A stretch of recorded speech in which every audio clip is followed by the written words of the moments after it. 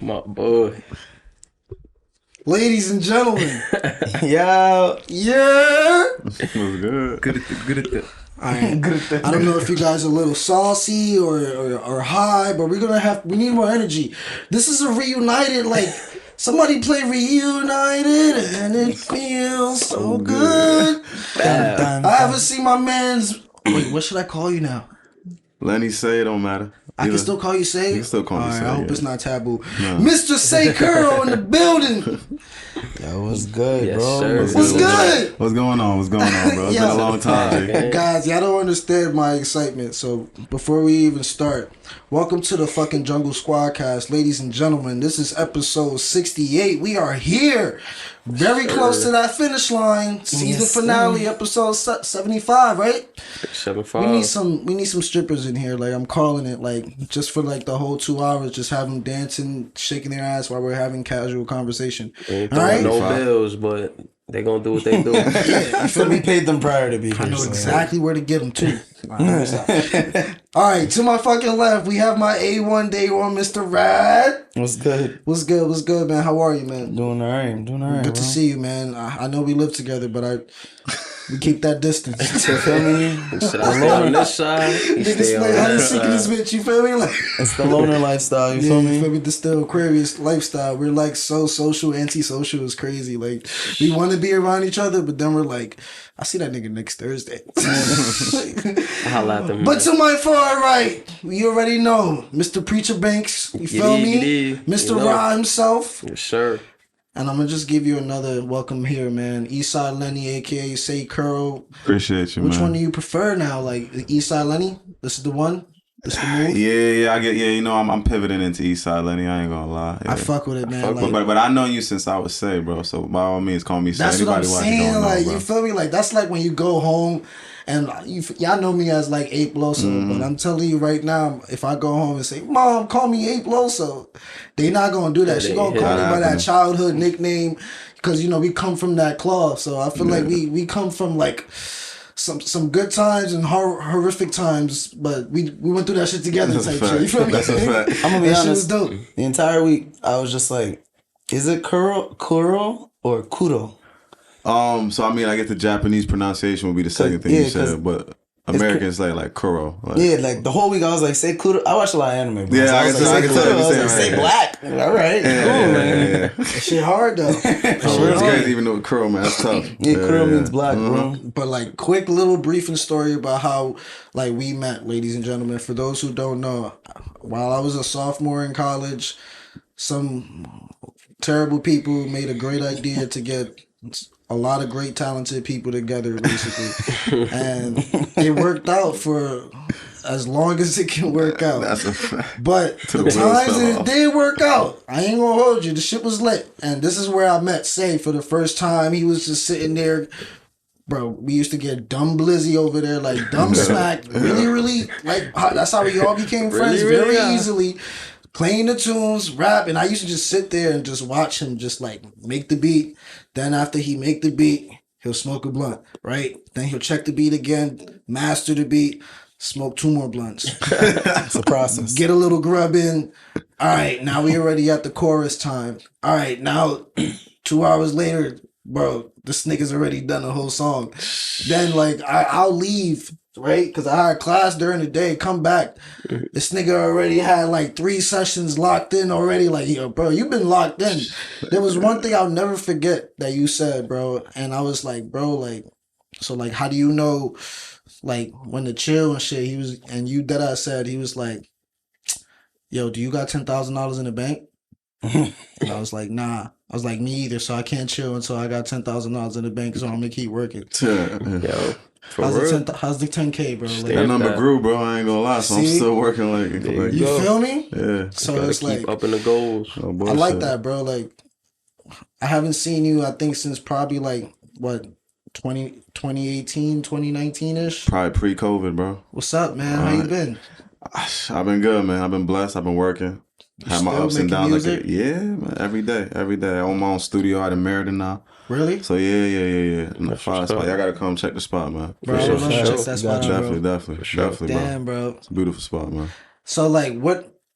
we already know, like, I won't get into too much detail. It ended a little crazy. So how you transition from like ending one studio to now that you like ended that, you kind of like came into your own. I see that you always had the lit TV show, like not TV shows, like live shows. Mm-hmm. And I'm like, oh shit. So like, how did you pivot to like owning your own studio and kind of like transitioning something that we kind of like left awkwardly to something like now you kind of like 10 toes down in? Well, I mean, that shit had to happen, bro. I ain't gonna lie. I had to know what like you said, there was mad talented people in there, but that shit was ran to shit. Like, you know what I mean? But you got to know what shit look like to know how to make shit, you know, run good. So Yeah.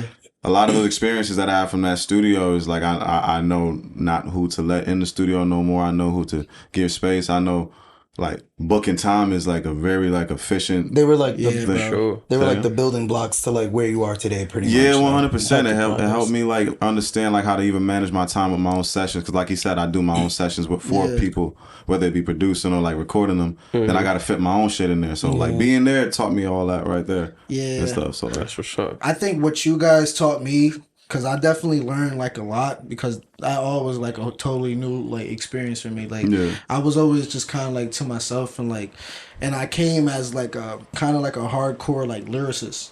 But then hearing like you guys kind of like helped me kind of like enter the melodic stage and get more comfortable with using like auto tune. Like I started using Logic because I saw you seeing how easy it was to like make the beat. Not easy, but like I felt more comfortable with Logic than Pro Tools, and I was like, oh, so cool niggas do use Logic. You feel me? I thought Pro Tools was the essential. I was like, nah, you feel me? Niggas can use Logic. I thought the coolest niggas use Fruity Loops, in my opinion. that's what it was made to look like, bro. I ain't gonna lie. Fruity Loops is for the Majority, beats though, but for recording vocals, it's definitely always been between Pro Tools for sure or Logic. Like those definitely the top two. But a lot of niggas do use Fruity Loops, but I think each DAW has like their unique set. Sound. Like you feel me? Something that makes them different. One focuses on the vocals, somebody focuses on the beats, somebody will have like a little bit better vocal compression like for the recording but that varies. But where I was going is that I came in as like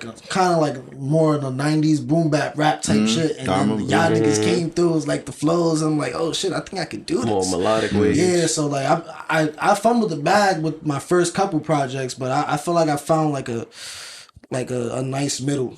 Steady balance. That's what it takes sometimes, bro. Those little mistakes, or you see them as mistakes, but they're just stepping stones, bro. I swear. You ever like when you're throughout this entire process kind of felt like not necessarily giving up, but like it kind of felt like should I transition into something else?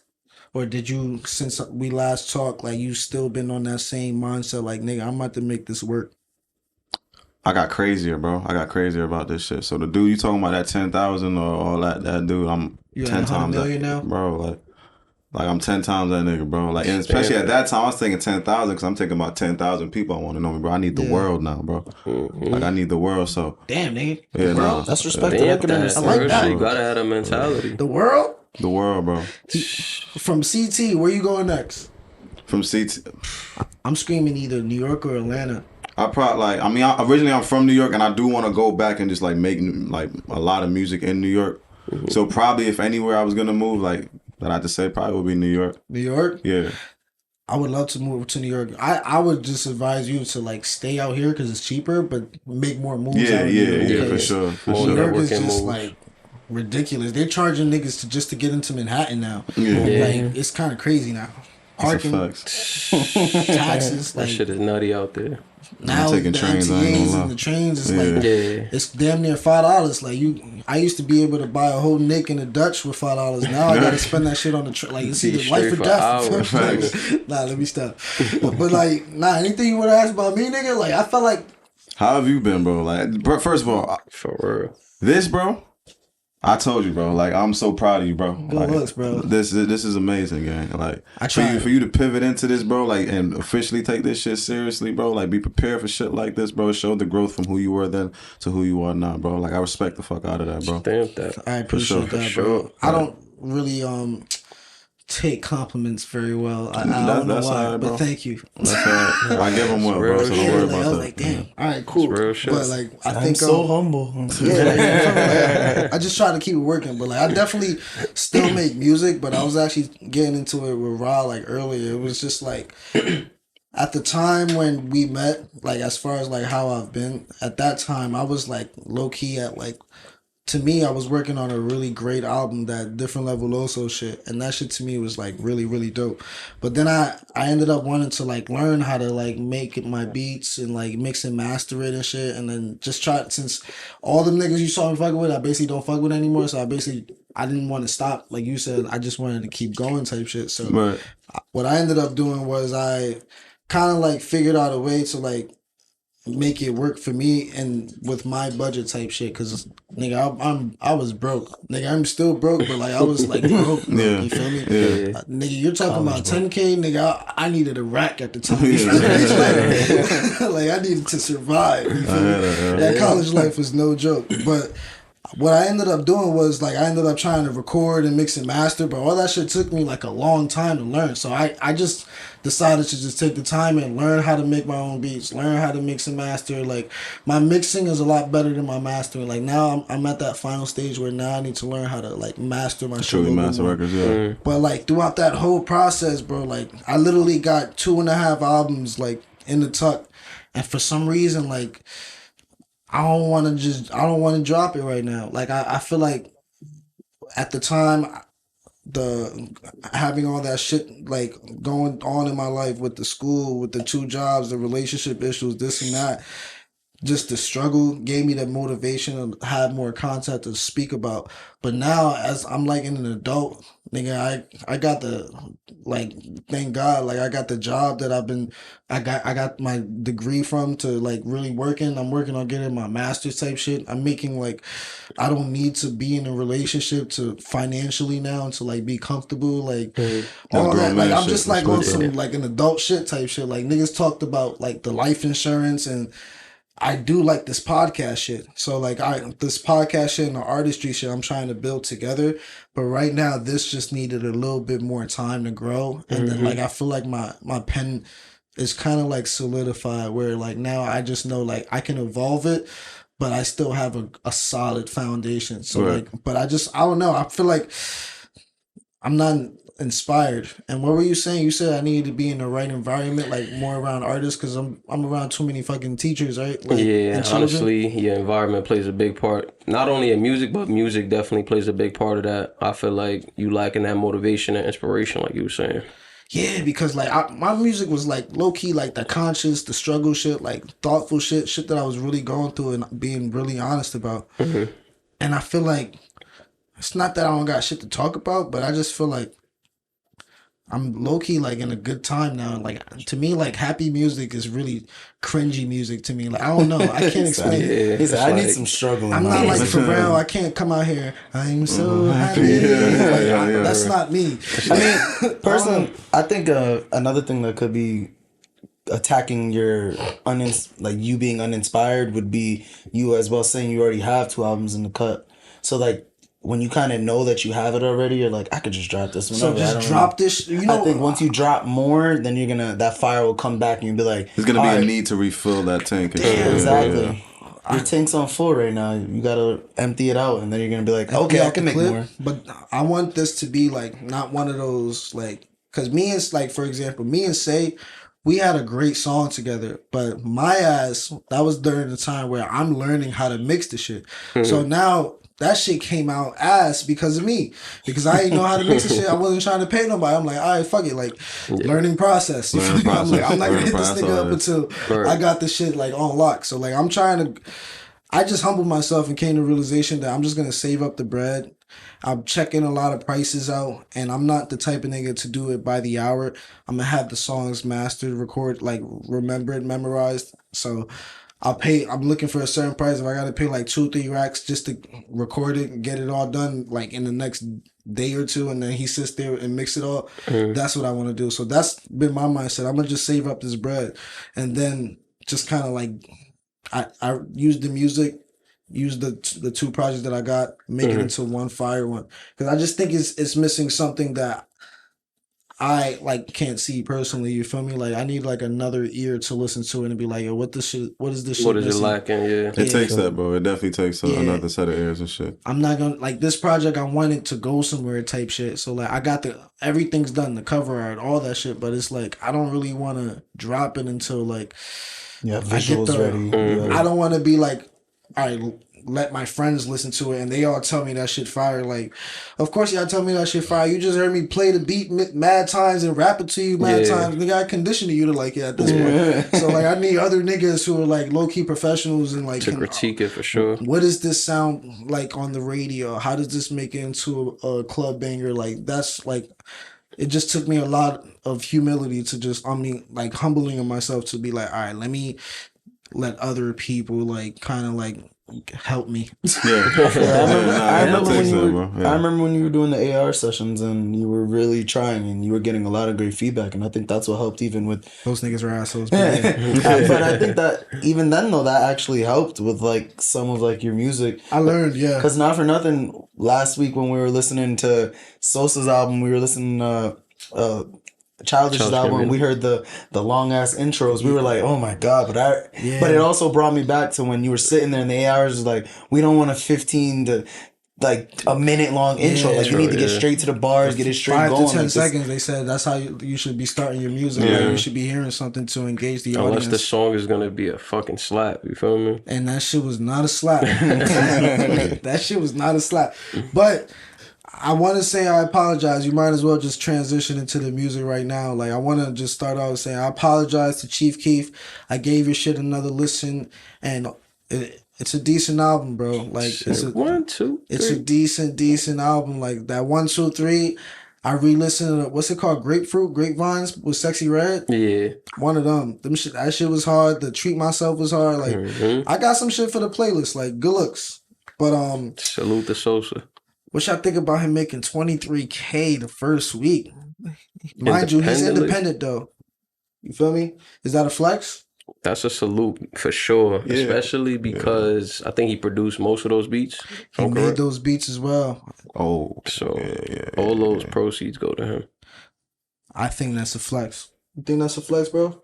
I definitely think that's a flex. I mean, I ain't make $23K that week it came out, so he flexing on me for sure. I'm gonna be honest. I think that's like top 5% of the independent artists and shit. So when you got to look at it, you can't compare him to like someone that's on Atlantic, right? And it's not like, nah, this is completely independent. On top of that, like there ain't no producers being put in a room with him to produce this shit. Right. If he is producing this whole thing, so nah, that's actually a crazy flex, bro. Yeah, to make what he's making. Realistically, if he's on Atlantic, that's like 80, 90K first week, 80, 90, 100K. And then how much is really going to him if he was like really signed to a label, right? I mean, I'm sure he has a team to pay. I'm sure he has his own, you know, licenses to pay and all that shit.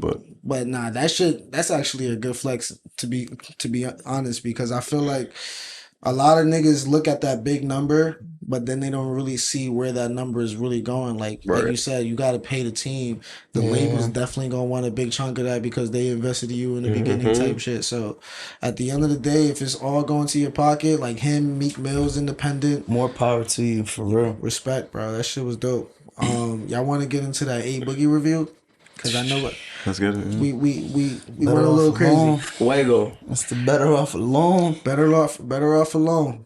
That album, I loved A Boogie's new album, bro. You did? Yeah, that shit was fire. I'm not gonna say every song was straight heat. I mean, I heard at least like half of them from the bottom track, like because they were released as singles. But like for what came out that was new was fire, bro. I actually really enjoyed it. I think he had like a great take on some music. Like a couple songs can be played in the club. Even like him and Little Durk's like music together was like pretty good. Like they were actually a good pair, like together. Yeah. Nah, they made good music before. For sure. Yeah. I don't know, because I have like mixed feelings about A Boogie. You just want his heart broken, that's why. Nah, I did jinx that because a couple pods ago I was like, yo, I just wish he just get his heart broken so he could come out and make some heat. He did get his heart broken, so he one check for that. But like, he already said he don't like happy music. So and I appreciate that. But I just feel like listening to that song, it just brought me back to a place where like when A Boogie was peak, I heard him in an interview. I think it was with Gillian Wallow recently, and he was just like, when he was like in that moment, one of the hottest niggas out, all his music was diverse. Like all his hits was like different types of hits, like me and my guitar, my shit, like I don't even remember off the top of my head now. Like not favorite song. Still think about you. That's what I meant to say. And yeah, a whole bunch of them. They were all different contexts. Right. But like now, I just feel like he just favors one specific one now, and like that peak album was Artist 2.0, and right now, he's kind of like we seen, for example, Drake at his peak, right? Drake at his peak to me was probably like what Take Care, nothing was the same type shit, but then like recently I would say Scorpion, but then. He gave us Certified Lover Boy, like, you feel me? So to me, A Boogie's album is like a Certified Lover Boy. Not his peak, not his best, but it's listenable, digestible music that we will add to our playlist. We will still listen to. But I'm just looking for like him to evolve. The only thing I would say he evolved in was being in front of the camera. He's a lot more comfortable in front of like doing interviews, like being on the podcast now. Like he wasn't like that when he first got here. Yeah. For me, honestly, not to cut you off. Nah, you good. I'm done. But for me, like listening to the first time, it sounded like a lot of like industry playing kind of music, like just for radio play. But then, you know, as most albums these days, especially being like a 20-song album, I had to give it a few listens, and like I honestly got a different appreciation for like his creativity as an artist. Like he really knows how to make music. Yeah. Like even if the song isn't like a slap for us, like listening to like the production and how he really flows on the beat. Yeah, bro. I feel like he mastered that. You feel me? I respect that. Like it's the same thing I would say for him and Gunna. Like they know exactly who they are and how they like to sound. And that I appreciate. Like don't get me wrong, this album was heat. I just feel like A Boogie peaked a long time ago, and for him to just be matching with Gunna now and Gunna's still on the rise, I think like Gunna still has a lot. I don't know. To me, his album was a little bit better, and Gunna's album? Yeah, it was a lot more conclusive. It was, to me, I hear a lot. It probably got more to the point for you. Yeah, I can see that. I don't know. I just can't explain it. It sounds more like an album to me. I feel like with A Boogie, the way he like constructed that album, it was like EP here, 2 EPs built into another like album. So to me, it felt like 3 EPs put into like a 20-song album. That's literally, he just EP'd and then just like, all right, I'm gonna combine those 2 EPs and then give you 6 new songs. Because I'm not gonna drop music for another year or 2. You feel me? If you don't drop music for 2 years, I'm gonna look at him a certain type of way. I mean, yeah, that's so crazy because that was the point I was about to bring up. There's 2 things. Like one, I like the album because in like the background of like while I was riding around today, just like turning that shit like halfway. Because I listened to it on full and then I listened to it halfway because that's 2 different albums. I swear to God. One got you hyped, the other got you thinking. And when I'm listening to it on a halfway, I keep hearing melodies that I recognize and shit. So I always fuck with when I can tell how an artist was raised.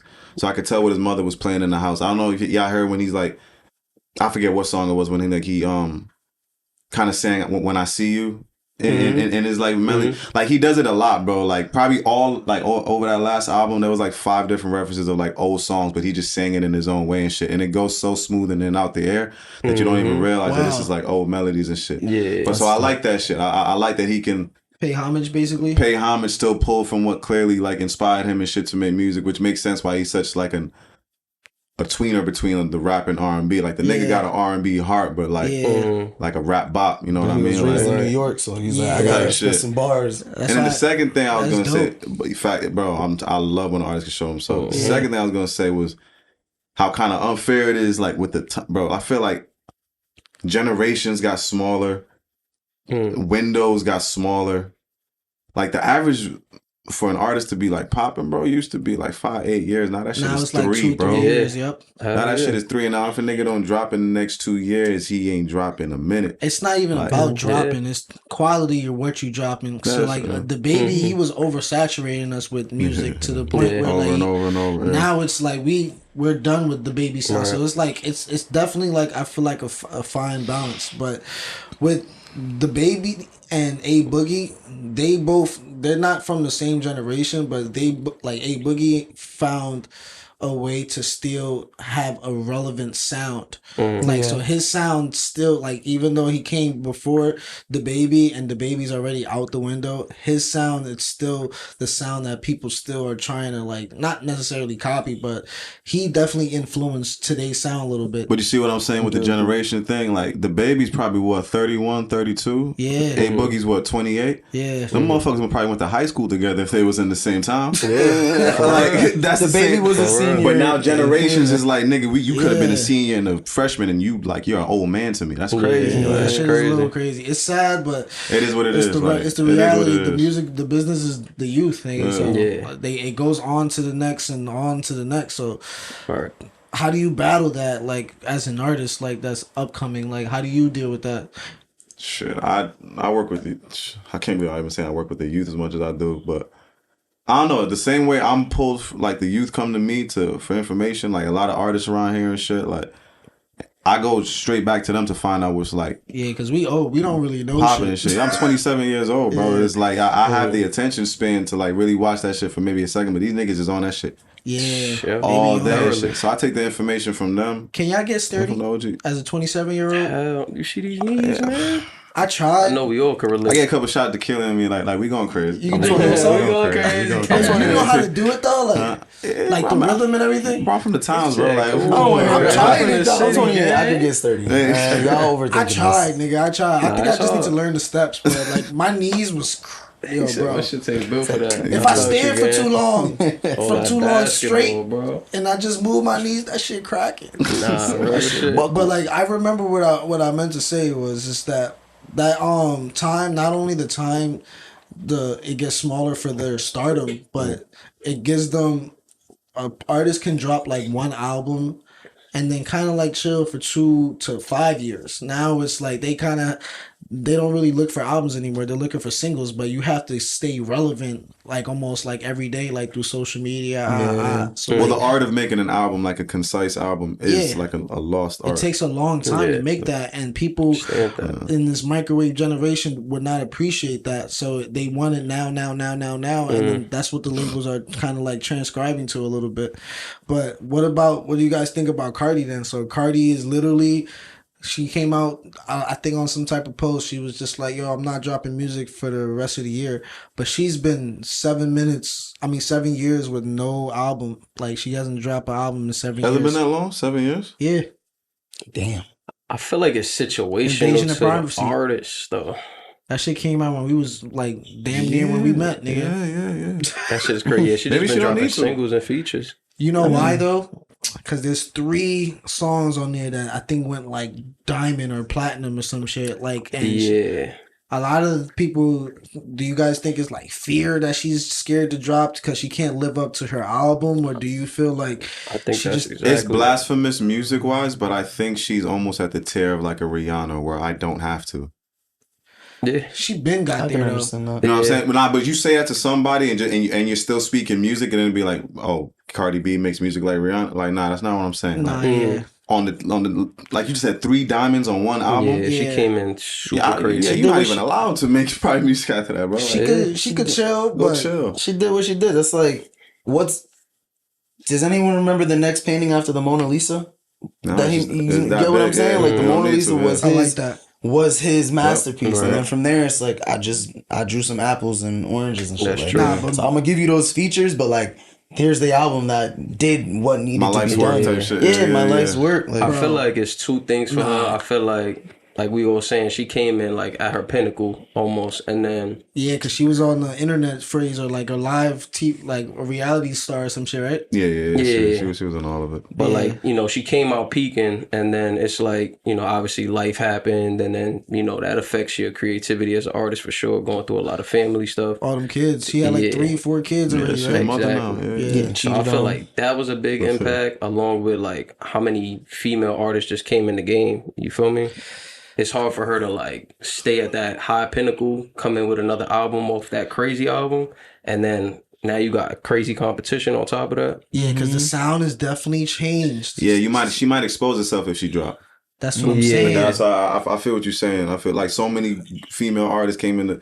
They might lap her. They hot. You feel me? Like if her and Glorilla didn't get together on the track, I wouldn't have heard of Glorilla like to that level. Except for F&F, I was hearing that, but to me, I started fucking with Glorilla when she hopped on that. When she hopped on, yeah, but she did have to steal Glorilla's flow in order to make it hot, though. It wasn't her own shit. Like appease into her flow. Even trade on that. But she can't do that for her own album, though, is what I'm saying. She can do that for the features, get away with making good music for the features, but I think she's dodging the album because it's going to take her to be more creative. And it's going to be more on her. Like, and her style is kind of like the one that she falls back on is, I think, in today's sound is maybe like one day too late. Like it's a little outdated. You feel me? When you hear it, it just sounds like an old Cardi B song. Yeah. Right. But when back to your thing, you was like, oh, like I don't have to listen to. She don't got to make no music because she dropped like 3 good songs or whatever. But honestly, out of those songs that got her famous, the only song I'm really remembering Cardi for is WAP. Like, you feel me? Like, the first song that comes to my head, and when you ask the kids, they gonna be screaming WAP right now, I'm telling you. Yeah. Kids probably, because kids it's probably. I think it's Bodak Yellow for me. Yeah. Bodak? I ain't gonna lie. Because the controversy with the Kodak shit was so, like, big for that. I was like, oh, shit. Like, For me, it's like the formula to make a hit was right in everybody's face right there. For me, it'd be like that, though. What do you mean? I said I like it like that. That was That one for me. It's crazy. They play that at your job on the playlist, nigga. Where's my pen? It's a sign. Yo, but that brings up a good point to bring back bro's point here. It's like that paying homage. You feel me? It's like, why do we give certain artists a pass as far as like paying homage, but then we'll hang somebody like a Rod Wave? Rod Wave is getting. Yo, stop trying to defend Rod Wave. It's just the paying homage aspect because a lot of stop doing it, Rod. Let it go. It's a great angle. With Yeah, what you Like mean? referencing old songs. Okay. Nah, referencing old songs is cool, right? He wasn't like referencing the song. It was bar for bar stealing. Verbatim. Like, you notice how he said his own style, kind of his flow. own melody. Nah, nigga, he said the same words, the same style. It was, come on, bro. And multiple people, like, you feel me? Recent niggas who's still in the game, like, nah, come on, bro. I'm very frequency sensitive, so it's like I can't. I fuck with Rod Wave, but it's like I can't listen to that for too long. Same way I can't listen to NBA Youngboy for too long, or Lil Durk for too long, because them shits just fuck with my mood, My energy. more than it needs to. That's how I feel about Travis. Which is a testament to how good of an artist they is, because that's your job as an artist, to make people feel whatever you're intending them to feel and shit. Nah, Rod Wave's trying to change that. I actually saw him drop a tweet. He was like, I'm tired of these sad ass beats. Nigga Somebody said sent me no more some love. He said, somebody sent me that hype shit like Futures. And Metro was like, I got you, bro. I'm surprised Which him is and A Boogie interesting. didn't link up yet. Like, that's crazy. A Metro and Rod Wave link up? Nah, A Boogie and Rod Wave. Oh, A Boogie and Rod Wave. They're They have heartbreaking it? eyes. Yeah, That's like an A Boogie and Drake. That shit should have been happening. And I feel like they do got a song out there. It's just, I think Drake fucked A Boogie's bitch or something because that should have been happening for real. you feel me? A Boogie and Rod Wave would just make a depressing. Yeah, it should have happened because he bro. had him. I'm pretty sure he was bringing them out on tour when A Boogie first came out, like 2017. I think so, right? I think he was the first one to bring him to MSG. Yeah, when he was in the MSG. Yeah, I Something remember must have that. happened because that, I don't know, because A Boogie should be getting way more radio plays than he was getting in these past few years before he started dropping like Laxaday. Like after Artist 2.0, he wasn't really getting like radio play. You feel me? And that to me was a little whack. But shout out to A Boogie, shout out to all the music shit. I'm trying to pause. I was about to say some wild shit. Would it be the first time? Pause right now. No Diddy right now. So just because of what was But I'm in trying to here. get into the Diddy topic. You feel me? So I was about to say into this Diddy shit. No but like, Diddy. No Diddy. No Nah, Diddy. we no getting Diddy. all Diddy right now. No, Diddy. I know All y'all saw Diddy, this no nigga Diddy. just beat the shit out this bitch like Oh it my was God. no tomorrow in the hotel. Diddy, what are you doing? It's crazy He because whooped it's her, bro. not surprising. To kick is Yeah. Multiple to do it, times. not to do anything. The punch, kick, all of that. The crazy. bass Nah. Yeah, the vase being thrown at her, like when she was probably sitting like where you are to me, is crazy. It's like, crazy. He hit something. While he was with the towel, like naked under the towel. Nigga beat a bitch with a towel around his waist. Like, how you do that? Bro, when you get to that stature, you're not even caring. Like, you just feel like you untouchable. I went back in the room and took a shower. Like, You don't, nothing, you're like, not it's giving crazy. a fuck He about definitely did hotel walk back cameras. to the room And took a regular as fuck, shower. yeah. Like, apparently he was like asleep or in a shower or something. Then she was trying to leave, go into the elevator. He woke up like, oh, where is this bitch? And then They got in an ran altercation. down the hallway. They got in an It's sad. altercation. Diddy and Cassie got into an altercation, I guess, inside the hotel room. Yeah. And she, afterwards waited till he fell asleep, and then she tried to go and leave. And yeah, like you said, he probably heard the door and was like, Cass, where you at? He was looking for that towel that whole time. She Yeah. ran down the hallway. And she should have, honestly, butt naked in the bed. Cassie. Oh, dude. Yeah, Cassie, wonder, but that's, confused. I mean, I get it. You feel me Listen, with the Cassie, shorty, I know you had This is luggage. Diddy. But I know you had luggage, Cassie, but you should have took the stairs. Shorty. Yeah. Like, Yeah. you try and get out That of was there, you the need to Yeah, run. you like- should have That's pressed a the fact. button on the elevator, then like ran to the She stairs. probably you thought he feel was me? knocked. Yeah. Lord knows what he was doing to like go That's to sleep true. before. Like she probably thought whatever Yeah. drugs he was doing, whatever he was on, probably had him out like a bear. But That's true. Damn, but like, Y'all heard what Motherfucker woke Charleston up. White said? Yeah. he was- forgave him or something. Yeah, shit. he was like, Oh, I yeah, forgive I him. heard. He was like, a man of that stature, like, you know, he got a yeah. lot of stress, like, it's only right. Like, But he tried to flip it on Cassie and be like, we know she a freak. what that got to do with Fuck anything? all that, bro. Exactly. That shit That's ain't why I no- was He like, be bro, beating your women point is too. not He don't Be valid. no woman, bro. He Yeah, tripping. it's never okay. two women abusers can't justify each other. Like, come on now. I don't want to throw Joe Budden under the bus, but I think that's why he's on the hush hush with this, because like his past Patreon, his last episode, he didn't drop nothing relating to like Because this they'll be topic at quick all. to pull Really? them cards from the past. Nah, that, and I think P Diddy was also associated with Jay-Z too, so like and they're heavy Jay-Z fans, so I think they're just trying to like, I don't know, since they're a big platform, not shed too much of a light on it, but I think that's kind of like, that's not what I know Joe for. Yeah. Like I know Joe for really to shoot his no filter ass like On mouth everything. pause, like just on every single topic, Yeah. like he gives it to it like straight honestly. So Just keeping that It's safe. like everybody, they all on thin ice. You seen that leak video of NBA YoungBoy beating up his girl? and he beat up his girl too. Yeah, it was like a similar kind of situation. I guess they was in a hotel. Yo, I think niggas Slammed took our her. fucking episode too seriously, because we asked a couple weeks ago, because of Drake and Kendrick beef, like, would you rather be a pedophile or a wife beater? And we all said wife beaters. So I think niggas is really out here like taking that shit to the heart. Like It's a Nah, roll I the think clip. it's from the they really past, beating bro. these wives up. Like damn, they showed our shit. Telling you, bro. Nah, this is definitely off in the past, like, which is crazy. I mean, I don't even know what to say about it. Like, it just sucks, I guess, to be. Don't you hate when niggas bring up old shit? Yeah. You feel me? I It's know like, Diddy you thought damn that well was shit like, well in the man. past. Nah, and you know what they said too? You're right. They also said that since it was back in 2016 that they can't arrest him because it happened so long ago. Yeah. Nah, I thought he already settled with her. Yeah, That that's what I was too. gonna say. So it was just like a defamation of character at this point. Someone's trying to like make sure Yeah. everybody knows what type of nigga he is. He settled, but I course. think he settled on to make sure like a lot more other shit don't come Don't up. come Hell out. yeah. I think there's a For lot more to sure. that she That's a bad man. endured. So like Cassie, prayers, condolences. I'm sure. sorry about that. That's crazy. And this is just one case we know about, you know? I loved Me and You, Cassie. That was a great song. Who's next? What celebrities next? Who's getting exposed next? This is Because the year of revelation. I gotta I'ma know, keep saying like- it. For real. Y'all seen his apology? Y'all seen Diddy's apology? Terrible. The other day? it was. Sad I ass tried apology. to sit there and listen, but it was so cringe, and I was just like, bro, why are you even talking right now? Yeah. Bro Why are said, you Your even talking? career bro is said- stained. Like, I'm disgusted with myself. Rehab. He blamed. He Believe brought this. God up in here too, and I'm like, I heard a little bit, but like, I was just like, bro, you don't understand how it's like leave it Drake alone. in the Heart Part 6 trying to defend himself for being a pedophile. Let that shit go. Let niggas believe what they want to believe. Settle your shit like in a different way. Just go. Nah, fuck that. Hold on, They- who did y'all have in the beef?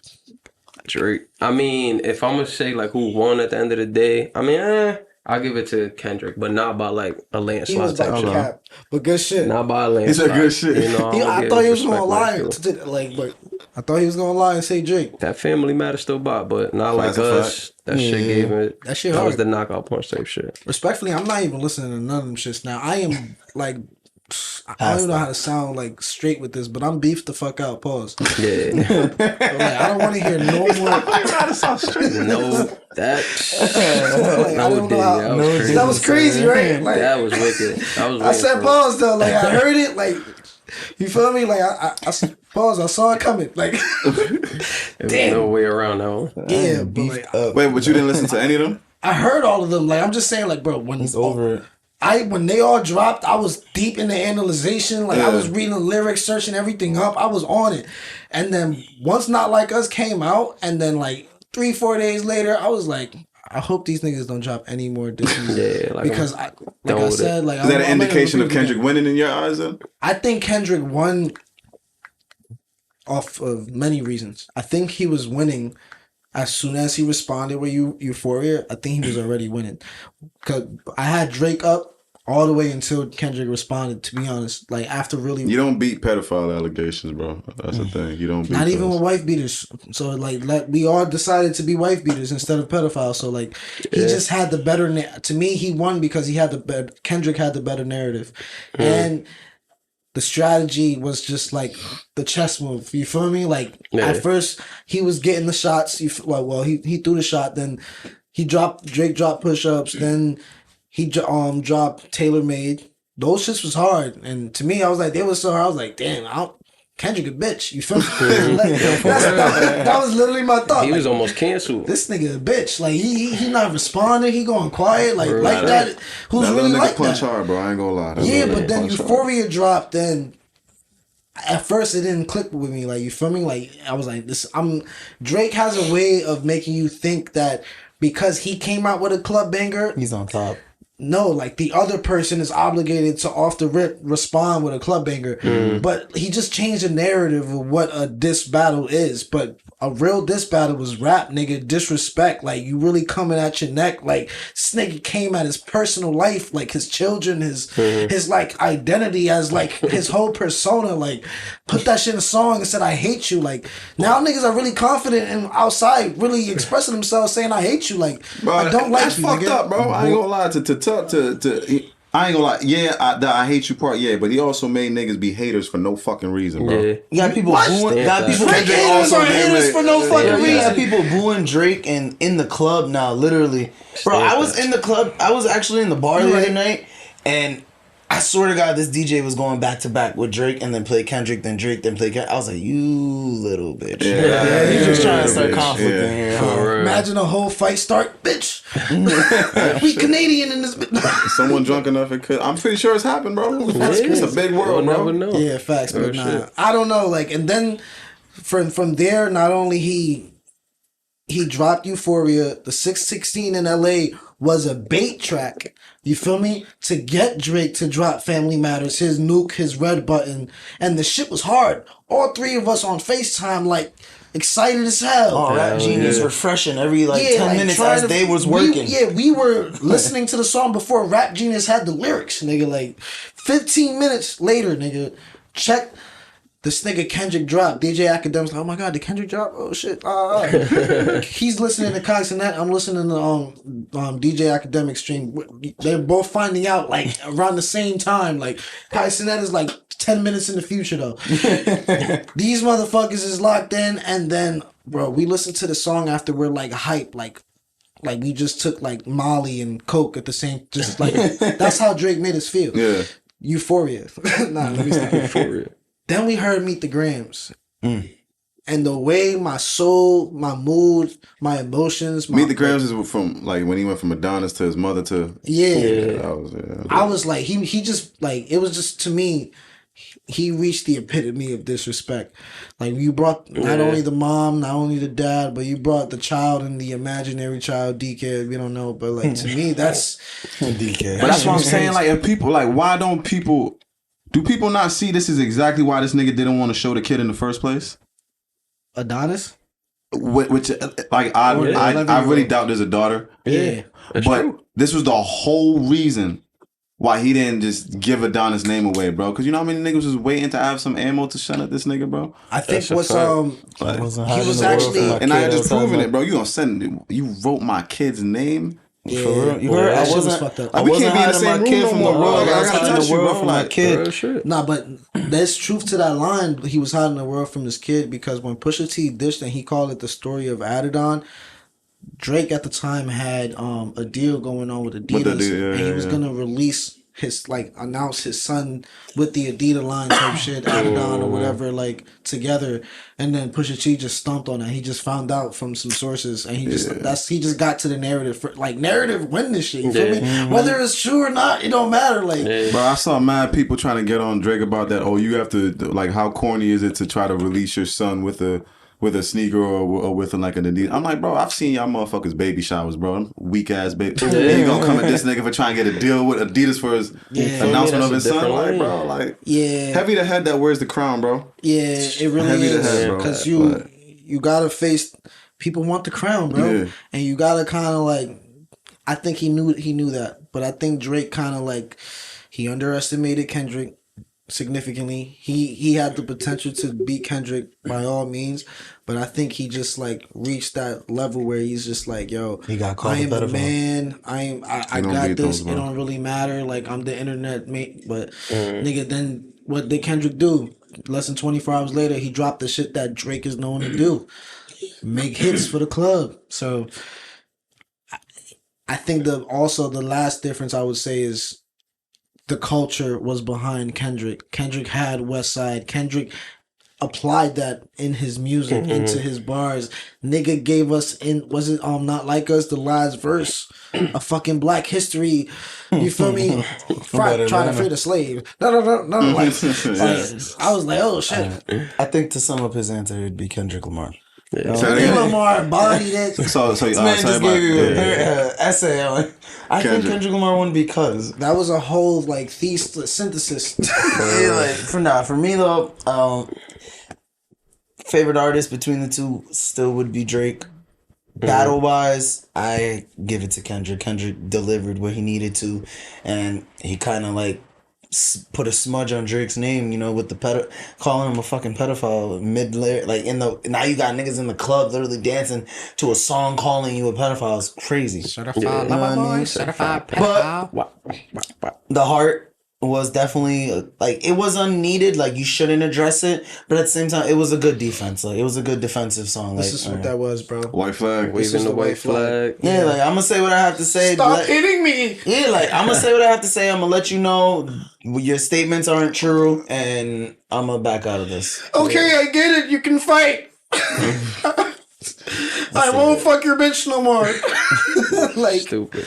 I won't copy the culture anymore. I'll bring the Canadian with me. It could be like that, or it could be like if two niggas in the room and you know everybody starts joshing on each other and shit, and then one nigga starts getting too many laughs from other niggas, and then the other nigga be like, "Oh, hey, chill out, my nigga." Like, like, chill out, nigga, chill out, nigga. Like, from when it gets there, so maybe that's what it could have been. Like, yo, chill out before I really have to send some people your way, and then this shit get ugly. Listen, That's what what's his name, Drake, kind of like got faulted for, was because he used the West Side, Tupac and Snoop Dogg, and he kind of Kendrick felt offended of that. It's like, nigga, you think the nigga gonna disrespect Pac, nigga? Like, he was really like offended by that. So to him to apply and rebuttal all that and use that within his music, he won because the culture wanted him to win, bro.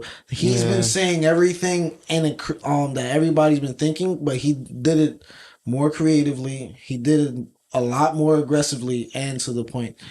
I'm so sorry, but and I keep saying that the song Drake has like the best song out of all of it, but the top 7 songs, Drake is like at number 4 or 5, and the first 2 is Meet the Grams and Euphoria and Not Like Us. So those are all before Family Matters. Yeah. I think Family Matters is above Meet the Grams. I think, but I'm not too sure. Kendrick's songs are like top streaming on everything. Everything. Now. Like, his albums, you saw that? He's beating some records. Yeah. His album's making $90K a week now. That's why I give it to Even him. his old albums, for example, Came back. came back. Yeah. But Thank you, Drake. Look, at the same time, look, thank you, And Drake. Drake said it too. Yo, the He Drake like, niggas is sitting over there. Look, yo, because it's true. It's true. Nah, because at the end of the day, I'm with my dog, man. like when you really look at it, like Kendrick's blowing up and doing all this, but like, I who agree. gave you that clout? He Well, said it. poetic justice, I agree. It's That's the poetic only thing justice. I agree with. Bro, niggas tried to, bro. Please, and yeah, I hope y'all answer this honestly. Did y'all know it was Kendrick on Buried Alive on Take Care, or you had to go look it up after? Everybody in here knew. Nah, It's I was today years old. Stop when lying. I swear to Fall God. asleep. That's most No, of the no, no. world, bro. It's only That's Kendrick crazy. fans that knew it was Kendrick that was on Buried. He's the only one who does that bro. voice, though. But nobody knew it. Yeah. That's crazy. The more you know, I it's think true. niggas knew that shit, but you're right. Nobody. Maybe now. That's like everybody. That's like the culture know like the Cash Cobain shit. But when Drake did that shit, now that sound is universal, bro. Like That's Yo, the for problem. real. now that sound is universal. Now you're okay to come in our world. Now your shit's considered Yeah. boppable. Like now, Bro, yeah. Don't Now that get me shit's wrong. cool. Drake definitely like it's neutral both ways when he hops on newer acts and stuff like that. Mm-hmm. But the whole thing is now that we're older now. We've seen Drake. We kind of realize the people who are arguing him, the 20v1 niggas. Those are the people who we grew up listening to, right? Yeah. And as we continue to grow up listening to Drake, the older niggas, they stop fucking with Drake, but Drake continues to attach himself to newer acts. My belief is that he's continuing to attach himself to newer acts because he continues to burn bridges with the older ones that he already establishes himself with, from Migos to The Weeknd to Metro Boomin to Rick Ross. There's a clear pattern here. So I just personally think that Drake knew what he was doing when he was burning this relationship. He knew that there was a position that he was in that he needed to get to, and he just knew how to use that. But I think all that's coming around now and biting him in the ass.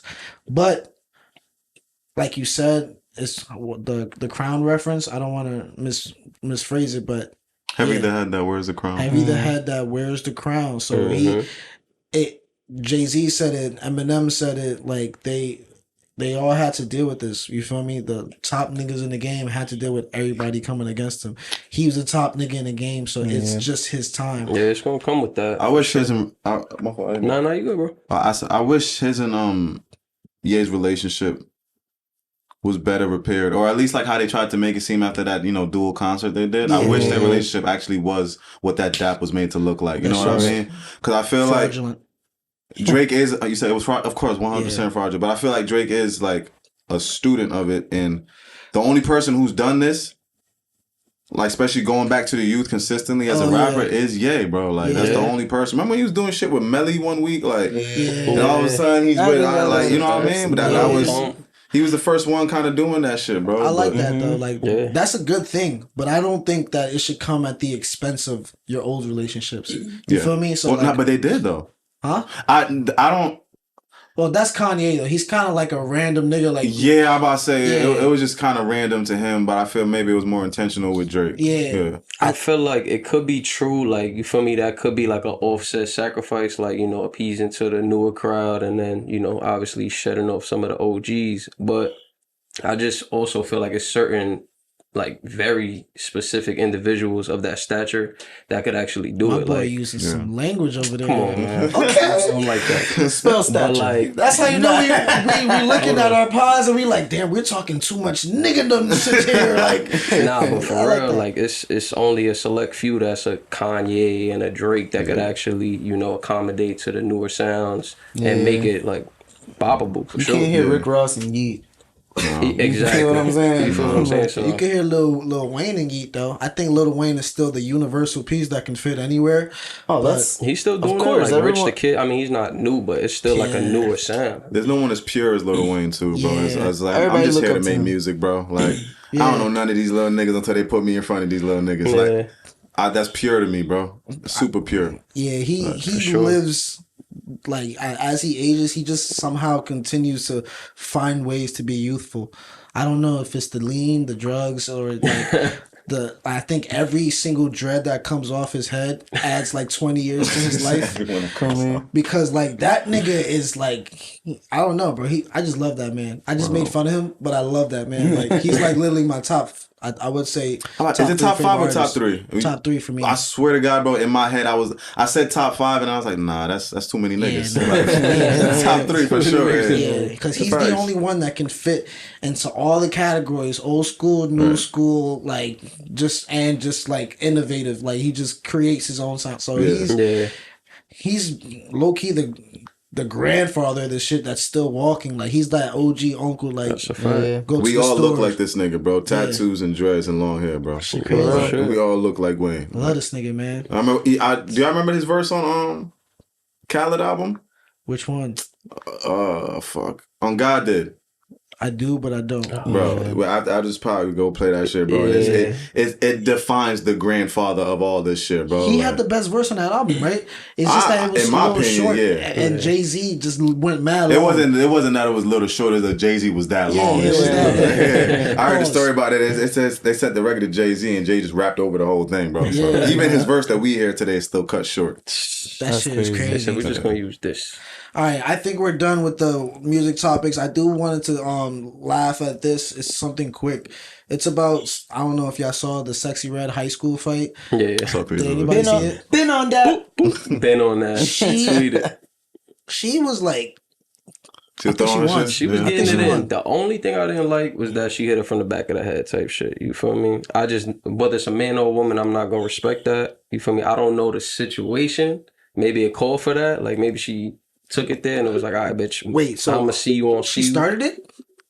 The girl was like turned around, you feel me? And she hit her in the back of the head. That's how it kind of started. Oh, right. The girl had been talking shit prior. Yeah. And she was like, all right, you're getting the hands. Yeah. Sometimes it calls for that. When it's on site, I don't give a fuck if you prepared or not. You feel me? I'm going to get you prepared. This is how you're prepared now. Yeah. I liked it though. Like, but she got it in. Been on that. I respect. I feel like to me she was losing cool points because I just for some reason like I don't find her attractive like at all. But like I feel like on a drunk night I'll definitely hit it. After the baby, she looked good. I ain't gonna lie. After the baby, I was like, oh shit, what the body fuck? looked good. I'm a nigga, bro. So sometimes they be catching me. Sometimes, bro. That's crazy. He said it's the milfer in But me. would you do it sober though? You said what? You'll do it sober, or I'm saying like you'll do it off the licks, like you'll be drunk, like she'll catch you on one of those nights. You're not gonna wake up on some sober. Oh, I'm gonna fuck Sexy Red, or let me try to hit that. Because even I'm thinking about that shit. I ain't gonna lie. For the pod, nah, I can't do it. Off the record. Off the record. He said, "Nigga, I don't give a fuck." Nigga, take it down. Nigga, you just gave it up anyway. You still say, "Fuck it, that was dope." I like that. Listen, I don't hold anything you said too close to my heart. Because last week you was like, I wouldn't even hit that on a drunk night. Now this week you're like, I hit that on a drunk night. So listen, nah, couple shots, I won't hit that sober at all. Like I'm looking at her like, bitch. But I remember we had that conversation. Like, if we had sex, would we rather be high, drunk, or sober? And like we all knew that if we said drunk, it was gonna lead us to making more like bad decisions. Bad decisions, exactly. So and Sexy Red would be in that bad decision. Yeah, she would be one of those bad decisions for me. Like post nut clarity type shit. I'm like, damn. Yeah, nah, 100%. Yeah, nah, that's for sure. So I'm about to start calling them PNCB. Post nut clarity bitches. B, I'm like, what's the B? Yo, don't be a PNCB. For real.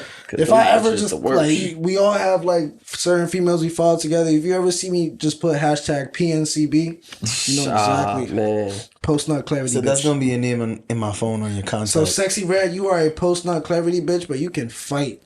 And that's attractive. That's what made me add her from the not at all to maybe on a drunk night. That's what did. I get it. Something unconventional. Yeah, that's something unconventional. A woman who can fight, who can get the hands going. You feel me? I'm crying. Women like us when we fight and like they get it for sure. Low key, that won't get y'all a little attractive if a woman can really sit there and beat a nigga up, hold it down. or a female up at least. Maybe not a nigga. That's like. Yeah, I was gonna say. Yeah, hell yeah. I'm definitely doing something to you when we get home. Like, if right? I see you hold it down like that, hell yeah. Yeah, and she did it without grabbing the hair. Without grabbing her hair. Yeah. That's the dominance thing, in my opinion. For sure. You're just like I like to feel in charge of her because she's in charge of these bitches.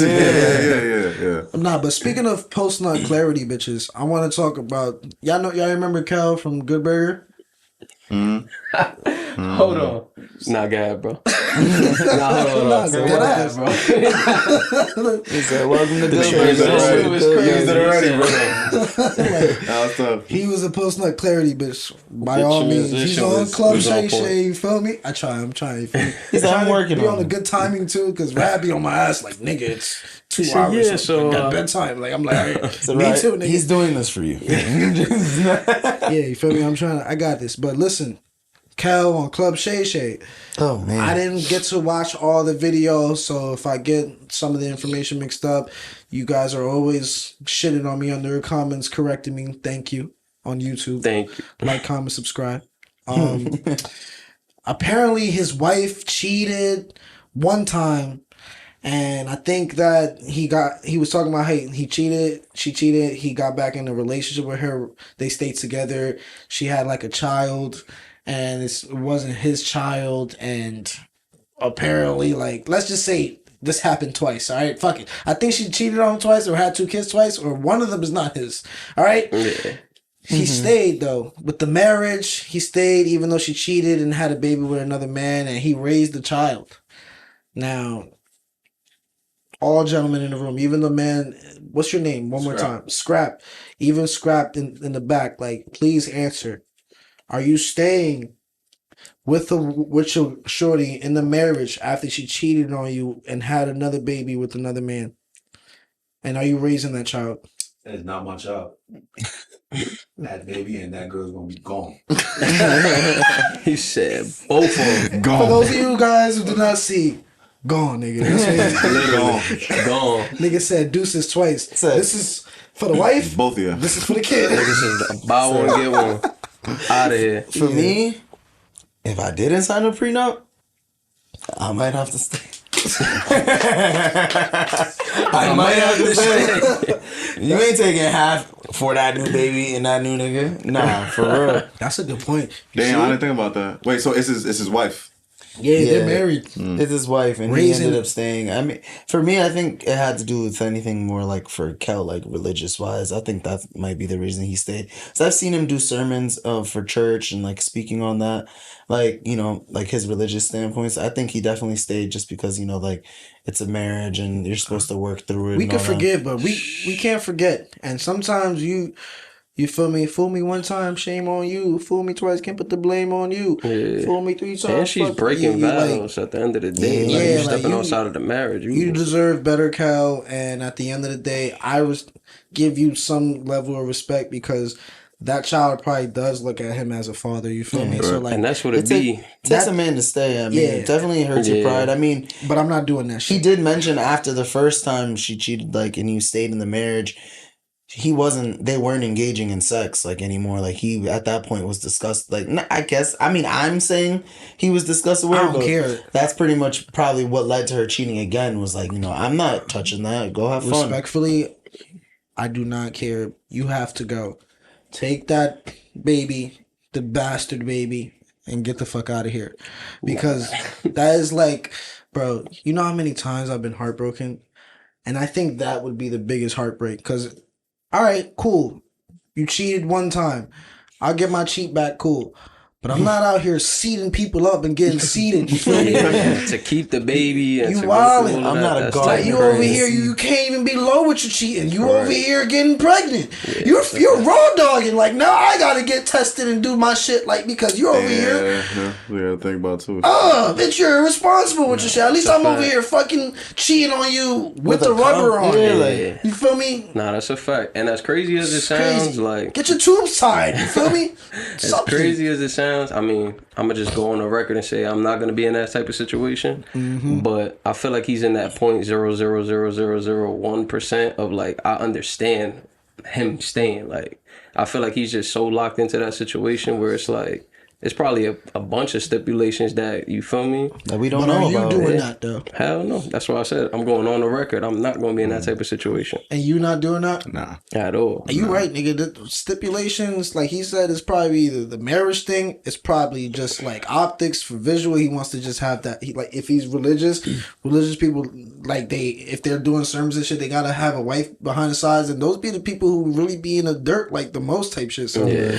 I don't know. Like sometimes if he's too forgiving too on the religious thing too, I don't know. To me, it's like there's a such thing as being too forgiving, Yeah. and I think he should have been hit that limit. But I respect him because if I was that child and I grew an attachment to him, I think that would probably be the main reason that I can think of that he stayed is because he grew in an attachment. He probably didn't know off the bat that that wasn't his child. She probably was, I don't know, I'm just going to make up shit now. She probably lied until like she was honest and then until When it did he was too find out late. the kid was his? I don't. No, I have no we idea. don't have this I didn't context. deep dive. Yeah, I don't want to lie. Too because- clear. To In general, clarify, it's probably a big no. Yeah. to clarify for myself as well, no, I'm not staying in that situation. Me personally, I can't do it. I want my I kid don't know, to be bro. my kid. I feel like out of all of us here, you would find it in your heart to if you take the child out. I think you'd be able to stay. All of us. I think if we all take the child out, we'll stay. Yeah, not for love, of course, but like if you're like you said out here raw dogging, getting pregnant and coming home, and now you got a baby bump out of nowhere, and I haven't been having sex with you, I think that's a little bit odd to me. Like That's crazy. And then out of nowhere, she hit me up for the sex a little quickie because we ain't hit it in like 2 months, and then all of a sudden you're pregnant off that. Hell no, 1 round, 2 minutes. I ain't give you my best game. Niggas, around 2 minutes. for real, I never seen a day like Crazy. But yeah, for me to be in a situation like that, my girl get pregnant and say that's our first kid, no, I'm definitely not staying as well because I want my first kid to be my first kid. Damn. I can't. So it's just can't not y'all first kid. I'm about to say, she can't even say it's our first kid. Yeah, like We're that's old now, for though. real. I'm just letting you know we're old now, so that's gonna be more highly unlikely. Maybe for not you because but I'll be true. yeah, you'll be alright. But like now, more than likely, they're probably gonna have a child already. That's so a either fact. you It's before sad. you get into another relationship, you get your little side, but you just have a little quick bastard baby, and then I have a child too. Let's talk about us. Our kids hang out together, or you gotta be stepdaddy. You feel me? Like it is what Why it do is. we at gotta this point. settle? It's like we turning into the catch nowadays. You Yeah, feel me? like, to be the Depending man on how with you the- are as a man. Nah, you are preach because to be honest, we are the catch. The men without the babies right now in their late 20s, we're worth waiting for and going for because like All right. They can't argue that shit I don't because got no- every date I go on, that's the first thing they asking me, and I see their eyes light up and the chair get closer every you time feel I me? say Like, that. I don't, Exactly. I don't Every got time. no that. baby mother for you to have to worry about and argue with, and me go on vacation with the family while I'm actually smacking that up. You get what I'm saying? Like you're good, you're relaxed, and our family's gonna be our first family together. I think that's true, but if you can find that, that's great. I'm But not I'm just saying, settling. like, the older we get, the less likely we're gonna find a woman. If you're not in a relationship now, like the less likely. And if she is, like, say if you're like she's like 35 with no kids, for some reason I might be looking at her a little differently. There's a Yeah. reason for that. There's, Yeah, a reason, for there's some real. reason I'm for like, that. what She's the fuck is 35 wrong with no you? kids. Yo, for us, like a thin line. Like we got a certain age bracket where it's like acceptable to like not have kids, and it's like, all right, Yeah, that's like more right attractive. now, like we are still in our 27s. All right, Yeah. cool. But we also But if do we know the hit moles that- that like that 2-3 age- babies already. But Should they look at us different though if we're 35 and we don't have children? hell Nah, yeah. nah, it's not bad for us at all, bro. Really? You don't It's think not, so? not at all, not at all. Not even biologically, it's bad for us. Why would it? Why would it be? I feel like I I, need mean, to I get these, agree. these I feel little like So my critters out dad of had here. me when he was 50, Word? but it's my mother who thinks she was old for having me when she was 31. That's See? crazy. That's bullshit. true though. That's facts. That's bro. bullshit, That's bro. true, though. How many times I got to tell my mama, what are you talking about? You're old. What are you That's talking? crazy. I didn't know until I'm this old now, realizing the Yeah. game and shit. I'm like, oh, I'm Men 3 can years from when my mother was when she reproduce. had me. Like, They get dried up down there That's like the tough. older they get. That's They what get I'm more. saying. They can That's- get barren. Yeah, I get that. But Like, men little had eggs or that some seed. shit. Like, nigga, when you having the last kid was like, come on, bro. I mean, Oh, for what a is it? woman- Robert De Niro, he had one that like at 70, yeah. Crazy. He just had one. Like somebody else did too. for women That's as an they interesting reach point, like though. towards 35, yeah, they have lesser chances of being able to conceive. So I can get where she's saying like I had you like at a late age, but at the same time, you waited, you didn't get pregnant in your early 20s. Congratulations, like That's what a I thought. lot of That's why girls I was lost, always trying like- to tell her. Like, I'm like, Ma, You got I'm to in live your school with life. people who's having kids right now. Yeah, I'm like, that's I a think you flex. good. You Yeah. feel me? Yeah. So what's the cap then? Like when you start looking at a woman differently if they don't have kids, like what's the age gap? I think would say, 35. 35? 35. Oh, right on the 35 and a deep dive on her lifestyle though. Like I gotta know your Yeah. lifestyle because there is lifestyles that permit the excuse to be like, okay, you just never had the time. She Well, owned a business. She's a lawyer, Yeah. like working out late hour, like all the time. And she's really about her money and taking care of herself, going on vacation. She's an athlete. Yeah, like she's an athlete. I agree with that. All that shit is real. You Y'all the professional only ones that singer. get the pass. Nah, you're right. You're right. For real. That's hard. I would say 35 too. Like that would be probably like my cap where I'm like, all right, so you have any kids? Yeah. But like, if you're sexy red Why not? mentality, like going out clubbing all the time and drinking Henny, anything possible, like you got a clique full of early 20. Like I'm happy you don't have a kid. Yeah, like you don't. Yeah, why yeah. are you here? Like, So we all in agreement that like as men being 35 is more of a green flag than like a red flag. to not have children. Yeah. It's a red flag if you're 35 years old as a woman and you don't have any kids. No, I'm saying as a man, like And it's a green flag for a man to have no children at 35. and be single still. You And feel be me? single. Thugging and bugging. But It gets weird for a man at 40, probably. yeah. Yeah, I got that. You got that 5-year gap. Yeah. Because you kind of just, I think past 40 though, you kind of just look lonely. Like, why don't women want to conceive a child with you? You know, Nah, what's wrong after with 35, if I can't do it with a child, I'm gonna just say fucking and adopt. And then, or like maybe like go to one of those places, nut, and then give my sperm to conceive, have a child out there. I don't know. Like, I just want to make sure like my sperm, I feel like.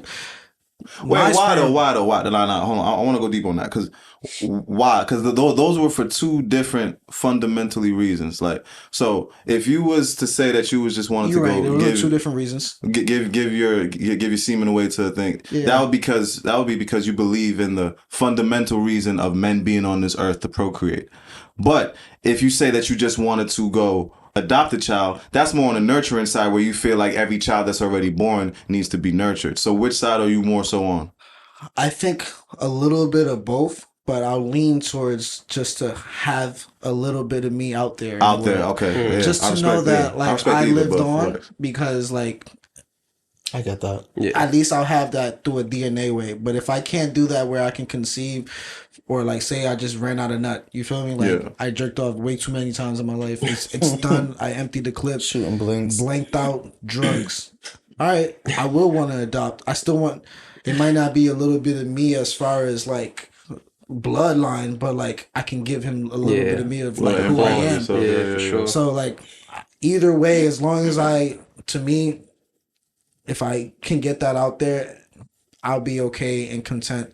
You feel me? Because I'm in the female, like, okay, like she's the busy one working all the time. That's why she don't have a child. That's most likely probably gonna be me. Like I'm really gonna lock into the shit. Once the shit picks off a little bit, I'll go back into the music shit, flip flop it, and then like that's really graduate. Like that's really where my shit is at. That's so the like plan. I don't really want to. But I also want to have a kid. But I also know it takes building relationships to. It's a lot. That's like real adult conversation. Yeah. That's evidence of the difference between men and women right there, how you just answered that question. That was a logical answer versus if I was to ask a woman, do you feel like you should just have a kid and just let anybody raise it in the world? I wouldn't even be able to get the second one out of about the adopting one. Anybody, yeah. She would have got so emotional off that first one. Mm-hmm. She wouldn't even know how to answer, bro. But I'm saying that's the difference between men and women right there. That's a logical answer, bro. Yeah. Stamp that. That's a Men logical think with answer. logic, women think with emotions. You feel me? Yeah, but if a great woman, if she thinks with emotion and logic, she's emotionally manipulative and she's probably the most dangerous woman ever. Oh yeah, she's part of You the feel elite. me? So like she's literally part of like the For like you sure, said that 0.00%. Literally. And That's she could what- fight? Yeah. Crazy. Yeah. All right, I got some more, guys. Let's keep this shit going. We're running on a really good pace here. All right, let's get a little deep here. Pause. Damn, I'm with the gay phrases today. Like, Pause. Your if I had mind $1 was just- for every fucking time I said some gay shit, or we took a shot, we'd be lit right now. Nah, I think your mind was just in the wrong place because to be able to say let's get deep here, that was nothing. I'm from New York, nigga. Everything's a Let's pause. let's just dive into it. Pause. Pause. And now it's like we're in a more sensitive generation. All right, but what's something that you guys struggle with? This can be something super fundamental. This could be something very personal. Like, talk to me, guys. I do want to get deep. Let's try to keep it to like 2 minutes per person. And go. Honesty with women, unless there's a beat behind it. Damn, he got really right into the women shit. Honesty with women, unless there's a what behind it? Unless there's a beat behind it. A beat behind it. Yeah. Damn. Yeah. So I'll say things on the record that I'll never say to a woman's woman in face her to face. Face to face. I don't know what it is, bro. So as long Like as my I'm brother, my rapping. brother way more cutthroat than me, and I go to him to even like learn how to do that without the beat. Like, wow, so you're the one who's like up front and then he's the one who throw the subs. So you the no subs and he's the subs. You're Kendrick and he's Drake. I think both of them throw subs. But he's Drake, yeah. to a degree, yeah. That's crazy. Wow. For was a those good who answer. don't know, ladies and gentlemen, Mr. Scrap is here. We would have had bro, you should have told me he was here. I would have had the whole setup for you. I That was would the have last minute. lost 5 pounds, and you would have just sat here in the middle. But yeah, he's here, ladies and gentlemen. It's Word. like Shout out you to remind me Scrap in of the Parks back. from the Joe Budden podcast. Bro, I thought I was gonna say that too, since he was out of the camera, he's gonna be Yeah. using his voice. I didn't know what Parks looked like for a long time, Yeah, I had to Google that nigga. Ugly as hell. I had to Google that nigga. For the end of the pod, you'll take a step out. But he known for having like the dopest Timbs on. Like he be looking fly with his like white boy swag. He said, you got her when you ugly as hell, nigga. You got just Yeah. to impress. Gotta make up on other areas. All right, let's not get too. That was way past 2 minutes. All right, what was yours? Because that was a good one. Yeah, that was good. Me, damn. Something I'm struggling with. I would probably say like being more independent. Like I would say I'm an independent person, but like me being a relationship to relationship to relationship kind of person, or not even relationship, just dealing with a partner. I would say, you feel me? Like finding the independence where it's like, all right, when I'm not hanging out with Shorty, what am I doing? What do I like to do? You feel me? Type shit, just working on certified that. lover boy, Type shit. and that's something that And you never. struggle with. Yeah. So both of you guys are telling me one struggles with being openly honest with the woman, and then the other one relies too much on a woman, I wouldn't say relies. too much on being with a woman. Yeah, as far as like occupying my time. Yeah. We could say that. What about you, Rad? Or do you want me to go? Because I know you like to be like, Answer you the- go. Answer the question again. Yeah. Ask the question again. So what's something that you really struggle with? Something that I really struggle with, I think. You don't have to make a relationship, but No, nah, it's not about women for me. oh, yo, this guy, he says, I- I got this bitches on lock. I'm good there, bro. It wasn't even that. I think something for me is, I think something I could really struggle with is my. It's hard. It's hard to think of. I'm not saying like I'm perfect at all. Let's get 'cause personal, man. That's in no way, shape, or form am Let's I get perfect. personal, But man. I think it would be. I think getting where I want to be in life faster. There we go. Wishing I was where I want to be in life faster. If that makes sense. Yeah. That's just hard, bro, because You want to calm that down or turn it up? he wants to know where he wants to basically have the plan set out, but knowing how to apply that plan to get there. You feel And me? I can't even say that's the full way of saying it. I think for me, I was just actually speaking on this the other night is it's like I know what I want and I know what I want to do and I know how I can get there.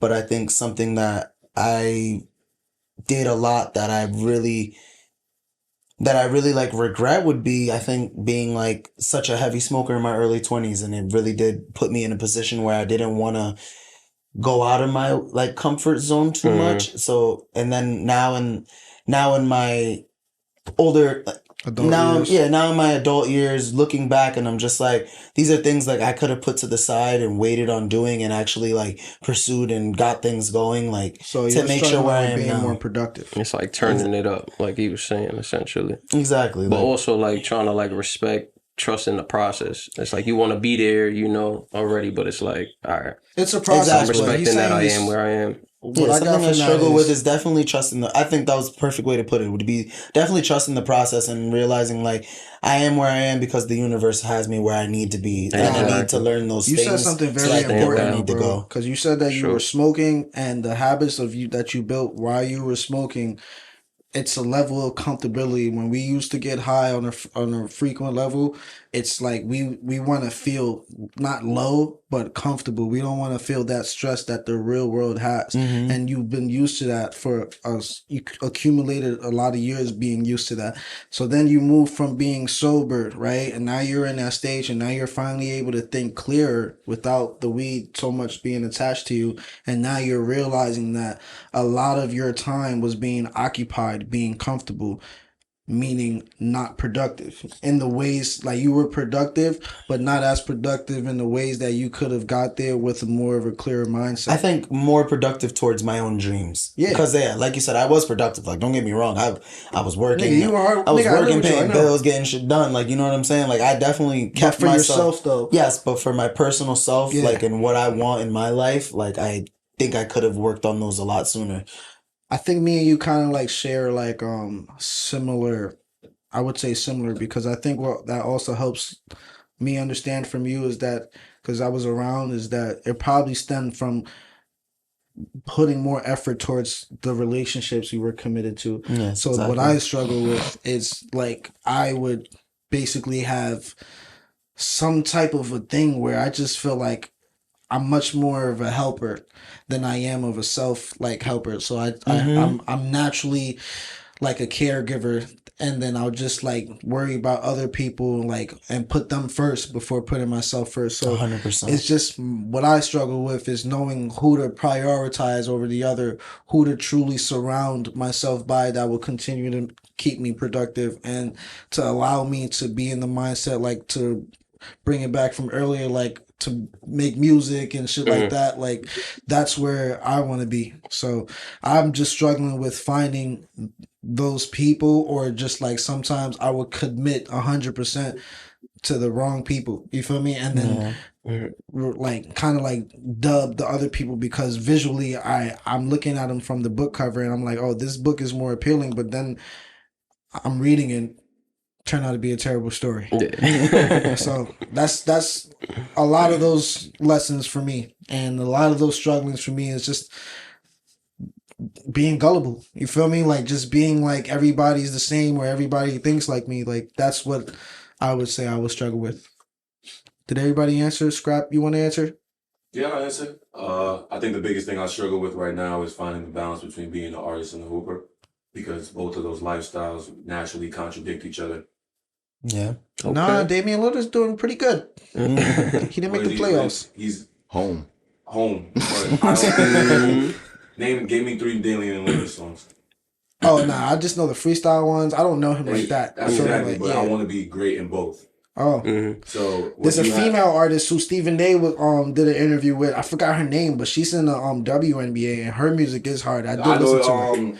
I forgot her I know name. exactly who you're talking about. It's crazy how I believe that more before I believe a dude in the NBA that makes fire music. I know, and that's shit. crazy. Hey, Crazy. But she's beautiful. She's talented.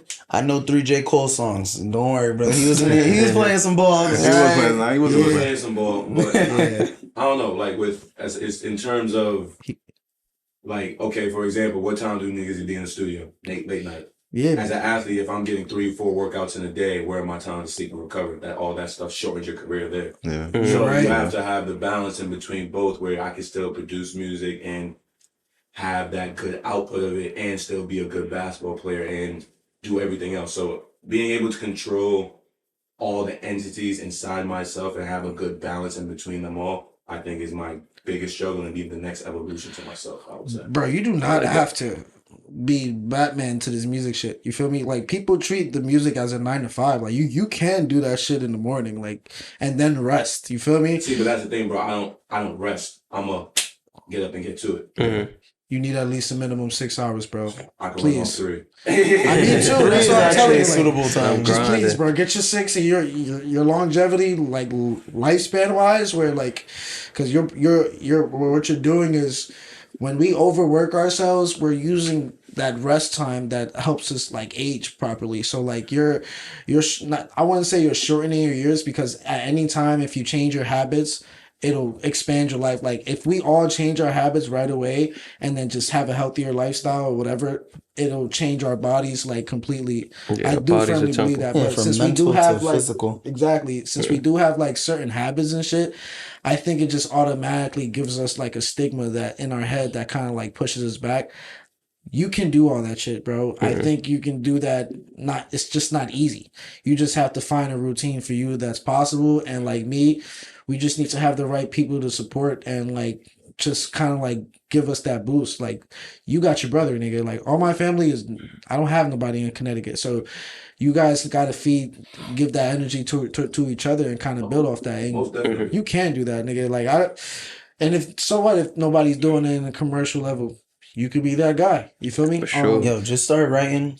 Be a hooper. Give him all the lyrics. He'll spit it. You just I get got music. Nah, he got records, this bro. nigga's Nah, nice. he's one of them. Yeah, Okay. Yeah. Do you feel like you are like stronger in one of those lanes, or do you feel like you're equally like at the same level on both? So it's funny because music is technically like my first love. Like I got a piano tatted on me before basketball, but Okay. I have succeeded. But you got both tatted. No, I don't have no basketball tattoo. I just have Alright. piano tatted on me. He's a music There head you first, go. nigga. Yeah, so like I love music Yeah. and like everything about it. Like my even when I teach basketball, it's from a rhythmic chance. Like so, Yeah. Okay. Yeah. everything is from beats, from sound to pitter patter, anything like that. So I have a more understanding for music that helps me understand basketball.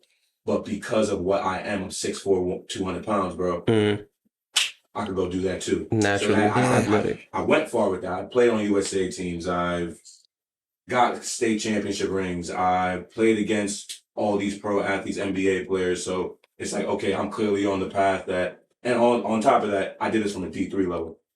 Damn. That's Oh. dope. I mean, shout out all the D3 hoopers. D3 sure. doesn't matter. Like, it doesn't matter. You can get it however you can. Mhm. Yeah. So, D3 is as far still as- elite, bro. Like, Oh yeah. Yeah. don't sleep Very on good. D3. Yeah. very similar. But to answer the question, like, if I think I'm better than one or the other, I just think that they both feed into each other well. But sometimes one pulls too much. From the For other. sure. For Right. sure. Maybe you need that though. Maybe that'll kind of like reach you into that other lane, and then once you're in that lane, say if it's basketball for example, once you get to that stature, now you could incorporate music and it'll just be easier for you to balance because it's like you already at that level. Yeah. But But that's sometimes, interesting. like, he might come across a time where if he's say you say you're equally good at it, and one day he gets offered a record label deal, and then that same day, like in the afternoon, he gets offered a fucking contract for the NBA. My biggest fear. So like that My is a biggest big fear. decision because like that it really is you're going to have to prioritize one over the other Mhm. at that point. You feel me? Because Exactly. it's going to you can't be you can have 100% of yourself, but if you have multiple things, it's not like you're doing 100% for all of those things. You're splitting up you're dividing your 100%. Yeah. You're dividing your energy so if you focus on one thing, you're using 100% of your energy to focus on that. You're going to excel at I think a much more rapid pace. Yeah. I think for me to answer that though, if I would give you an answer on that decision, if that happened in the same day, you take the hooping deal, bro. They make more money. I feel It's like it's not that they make more money. It's that most famous basketball players, they have a certain age limit on how long they can go until you're like at that point where people I see won't where he's recruit going you with age that. wise. So I would definitely take the chance at being the top athlete that I am and making all that money. So now that afterwards, You can invest into I music. I can invest in my own studio. I can invest in my own label. I can be that independent artist like Chief Keef. You know what I'm saying? And like now I'm making bread off of my balling money. It depends though, because if you are hot and that they're asking you for a label, like record label deal too, that means you're hot right now, and they want to make sure they grow you as an artist right then and there. That opportunity of being hot might not happen in like 2 or 3 years though. You feel me? And you might fuck around and miss the wave of like the sound that you practice already. It might have already been gone, so now you gotta relearn what the new style of music. So it's up to you, nigga. Really, Yeah. for yeah. real. I feel like it is. You guys see the Yeah. conundrum. Yeah. So, For That's a sure. conflict. Damn, we feel just like- broke that shit down. And like I said, yeah, sports wise, I'd put my youth in sports over like my lyricism, because if you know how to make music, you're gonna make music no matter what. Who cares? You're gonna have your demographic of people who are gonna listen to it. But like I said, no one's trying to recruit a 35-year-old baller compared to like, you know what I'm saying? No, Compared to Bro, like, how many people? Because how old are you, if you don't mind me asking? 26. 26? damn, you young as hell. You look older than him. What the fuck? Oh, everybody say that now, bro. I tell y'all, like you said, bro, I do too much, bro. Need more sleep. I was like, damn, this nigga tired. Nah, let me stop. My fault. Damn, but like, nah, because 26 years old, cool. Like 35.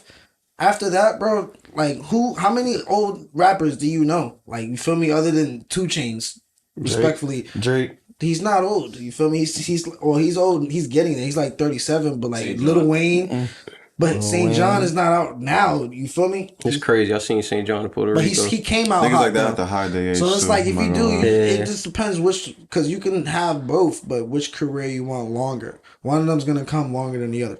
I feel like for him personally, not to like drag the conversation on, but We are like dragging it, I but- feel like if you were put in that position, I would say take the passion. Like you said, music is your first love. You feel me? I feel like you are gonna invest more energy in the long run into the music because you more invested. He got that shit tatted. He gonna be looking at Yeah. like he's shooting a foul shot. He like, damn, For sure. the pressure on me to make this foul shot. I just want to be on the piano. I just want to play I want to make a song after the game. He said I could have been on the keys. Now the game on me. I can still make a shot. You feel me? Like 40 ball yesterday, so. Yeah, man. That shit crazy. Yo, Wale 38, Meek Mill 35.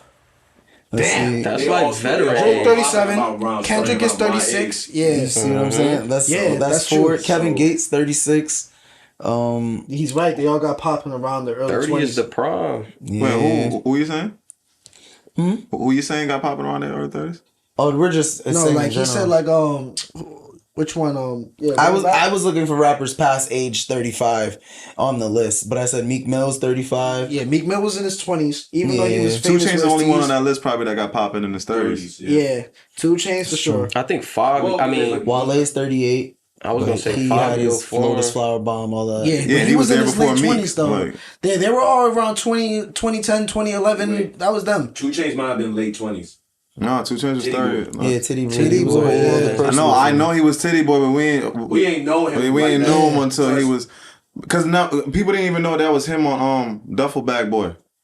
I didn't know. You see what I'm saying? Yeah, And that was his hit for that time. That was his goal, like with Wayne and shit. But that was his hit. But niggas and didn't know. him and Wayne. I don't know why, because I want to say I wouldn't like 2 Chainz music like that, but it took me like to get that ear to listen to it. And when I did and heard the collaborations with him and Wayne, they make really good music together. Like that's one of the ones that's like people slept on. Like I think Holly Grove or Holly Grove. Holly Grove, something like that. Yeah, that shit was hard. Niggas slept on that. Oh, But dude. that shit was hard. But yo, if the condom breaks, are you stopping or are you gonna keep going? My transitions are crazy today. I'm sorry. I mean, 90% of the time, that shit probably gonna throw me off. I'm gonna probably pull out. Say something. Nah. I'm gonna need you feel to like be a as honest situation- as you was with the Drake and Kendrick Lamar. You remember how you told that Kendrick won? Oh yeah, for sure. So I But need how you to I'm be- seeing it is, if I'm wearing a condom, I'm already doing it with a girl that's not my partner. You feel me? So it's like, But if it break though, are you If gonna it stop or keep break, going? I'm out of there. You feel me? Why do I have the condom on? Let me ask you a question. I'm out of there. Has He the preaching. condom ever broke while you were having sex and you continued? Probably once. right. No bullshit. That's the question. That's the story I want to and hear. that's why it's like, Tell me that Oh, story. So is it, has it happened, or is it what would you do if it did happen? You know what? In our scenario, because y'all gonna give me the cop out answer, so I'm gonna be real specific. Yo, this is Ask real one question and spill, say, though. "Look, I want this direct answer." Yes, yes, nigga, Yo, yes. bro, that's real spill though. Like, Yeah, give me the real spill. That's yo, what I want. Like, again, pause. If I'm wearing a condom, I'm with a girl that's like not my shorty. So it's like if that happens, nigga, I'm pulling out immediately. Yeah, For sure. I don't give a fuck how in the moment I am. he's got a point. All right, what if it's like a shorty though? Like, all right, y'all not in a relationship, but y'all fucking, like, you feel me? Like, this is a little my Friday night. I haven't I mean, had I'll a. pull out with I haven't had condoms, a so really shit. a moment You pull out where with the condom. This nigga's different. hey, there- bro. anything can Yeah, happen. bro. I recently had like a shorty tell me like, bro, why you do that? And I was like, what you mean? That's crazy. I Nigga. said, what you mean? Like this niggas be nutting you all the time. He said, Like, "This is I ain't never seen that. 99%." I'm 100. You feel me? I haven't had a moment outside of like being with significant other where a condom broke, so I can't truly answer that. But I have had moments where I've had sex with a condom, and then afterwards they wanted to go again, and I only had one condom, and I wasn't going again. Like I had to really look at you, and I was like, I'm not. You know, y'all going again. Y'all I know. again. I'm being 100% real with you. I've had a moment in my y'all life. do it? I'll do it. I've had a moment in my life where after I used one condom, and then after that, she was like, "Come on, let's do it again." I was like, "I'm not touching you without a condom." It depends on the person for me, okay? You can give me head, but I'm not touching you without a condom. Okay, like, for sure, it's situational though. For sure. Yeah, because like 1000%. if it's a shorty that, like I said, I'm hitting here and there. If I don't have the condom that night, I'm doing what you did without the condom. I'm pulling out. Yeah. We both established that we're good. You feel me? We know where we are. We valid. We can fuck. But of course, if it's all right, the one night stand. If the condom break off the one night stand, it depends on our conversation. If she sound intellectual, she sound like she got good pussy. I'm really feeling you. I'm gonna trust you. I'll give you the pill in the morning. Like, you feel me? Like, I'll make moves after, like post moves. You feel me? But like, sometimes the moment be there. Like, I've been irresponsible. I'm sorry, guys. I'm not gonna sit here and be political like you niggas here. I think he answered the question. I'm looking at you niggas in the face. I'm like, you niggas is lying. Yeah, I think he asked the question so he could be like, I've done it. But no, I wanted y'all to do, like he said, spill the beans. Like I said, I'm not coming out of pocket more than I have to, bro. I'm not buying no damn Plan B. I'm not doing any of that shit. But like I said, for me, it hasn't happened in a situation that I wasn't in a relationship with. Man, college was lit. I don't know what the fuck y'all was doing, but I was on some shit. We was buying durable condoms, bro. This was not breaking. Nah, I was using the condoms too, but there was moments with them shits like, bro, sometimes. Yeah, the NYC condoms. Alright, I'll give you an example right now. Health class, bro. Me and you, he was like my old roommate back a couple years back, right?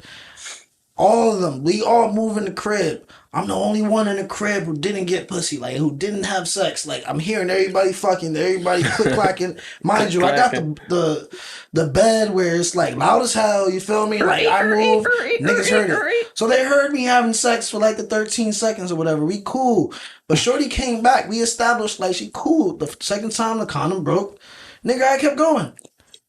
You already hit it once, so I guess. I hit it twice. I might as well. He would do. If I was in there already, and like you said, we established them, I guess, then yeah. We established that we're fuck buddies, and yeah, like that's it. If you establish, yeah, that's what it is for me, because I never had a one night stand, so I won't have those instances where I would have to like be so damn worried. You feel me? I've already had these conversations. I feel like you niggas are worried because y'all some like meet a bitch at the bar.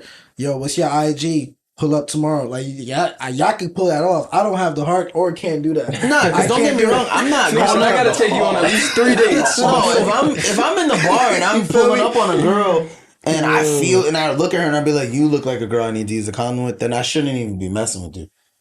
But I mean, you can't really tell until you talk, though. You feel me? Because looks is like, all right, she's at least an 8.5. All right, this is but like you said, it comes off conversation. Yeah, like once we're having that conversation, I'm gonna be like, something's fishy about you. I need a condom, then I need to walk away. What about this, right? Say you have a wonderful, you have the best conversation you ever had in your life with a female, right? Right. Things are going good. Y'all get back to her crib, right?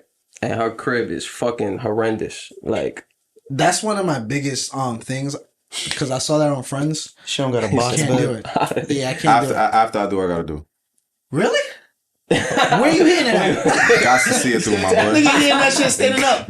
Like before you hit it, like before you hit it. If it's like trash, bro, like because naturally girls are messier than guys, so I don't. Naturally, girls' cars are messier than guys, but their crib be valid. It's a difference between dirty and messy. I've seen some messy females. If she's dirty, though. You lived with your girl before? Dirty. Yeah. Yeah, my girl was clean. That's what I'm saying. Yeah, and we actually lived with like 6 girls, and they were like 100% clean, so I get where he's coming from, but I've also seen what you talking about. Yeah, With the maybe roaches. it's just case With by the- case. Different lifestyle, So I'm different saying upbringing. it's dirty and it's Different messy. cultures. Feel me? For sure. We've been around All right, different, so like, different skating? strokes. of which life. race is most likely to have roaches and mice in the? Now, let me Let's stop. keep to this out. Jamaican. Nah, I can't shame with my people like that.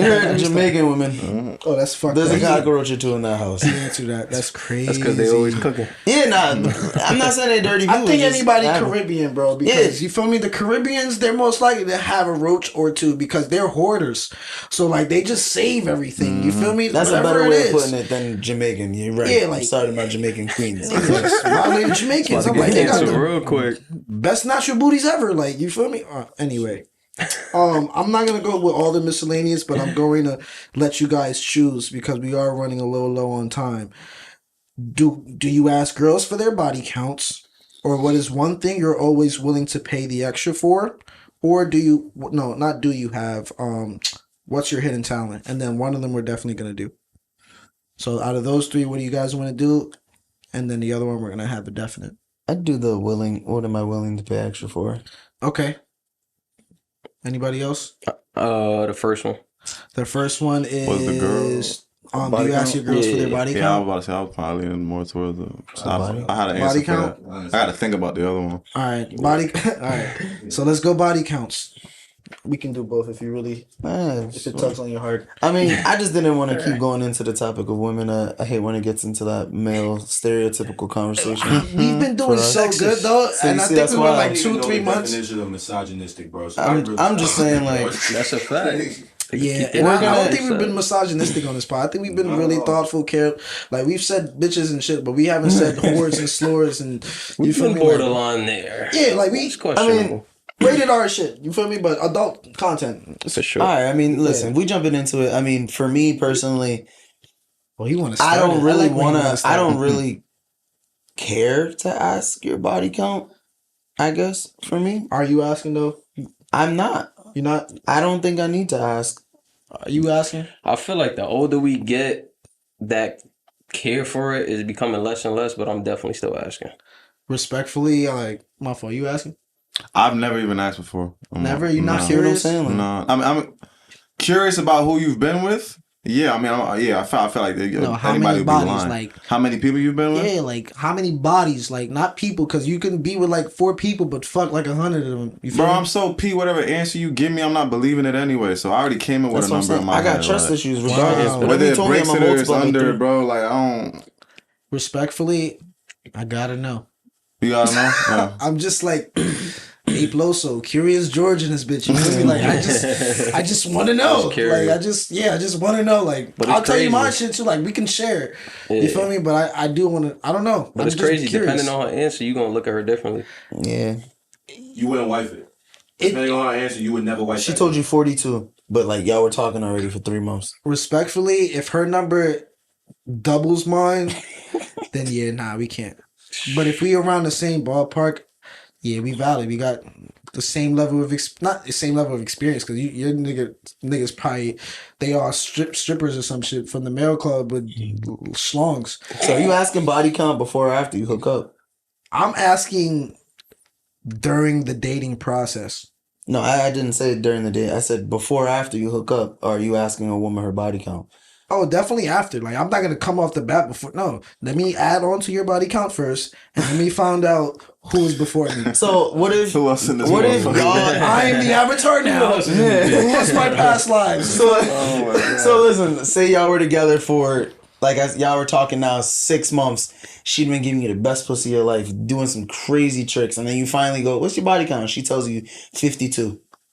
That's how she got them tricks though. You know what I'm saying? Like, are you gonna? Niggas gotta be are more. you gonna drop Niggas it? gotta be more comfortable with that. I'm not shit, gonna right? drop That's a the fact. body That's a at fact. 52.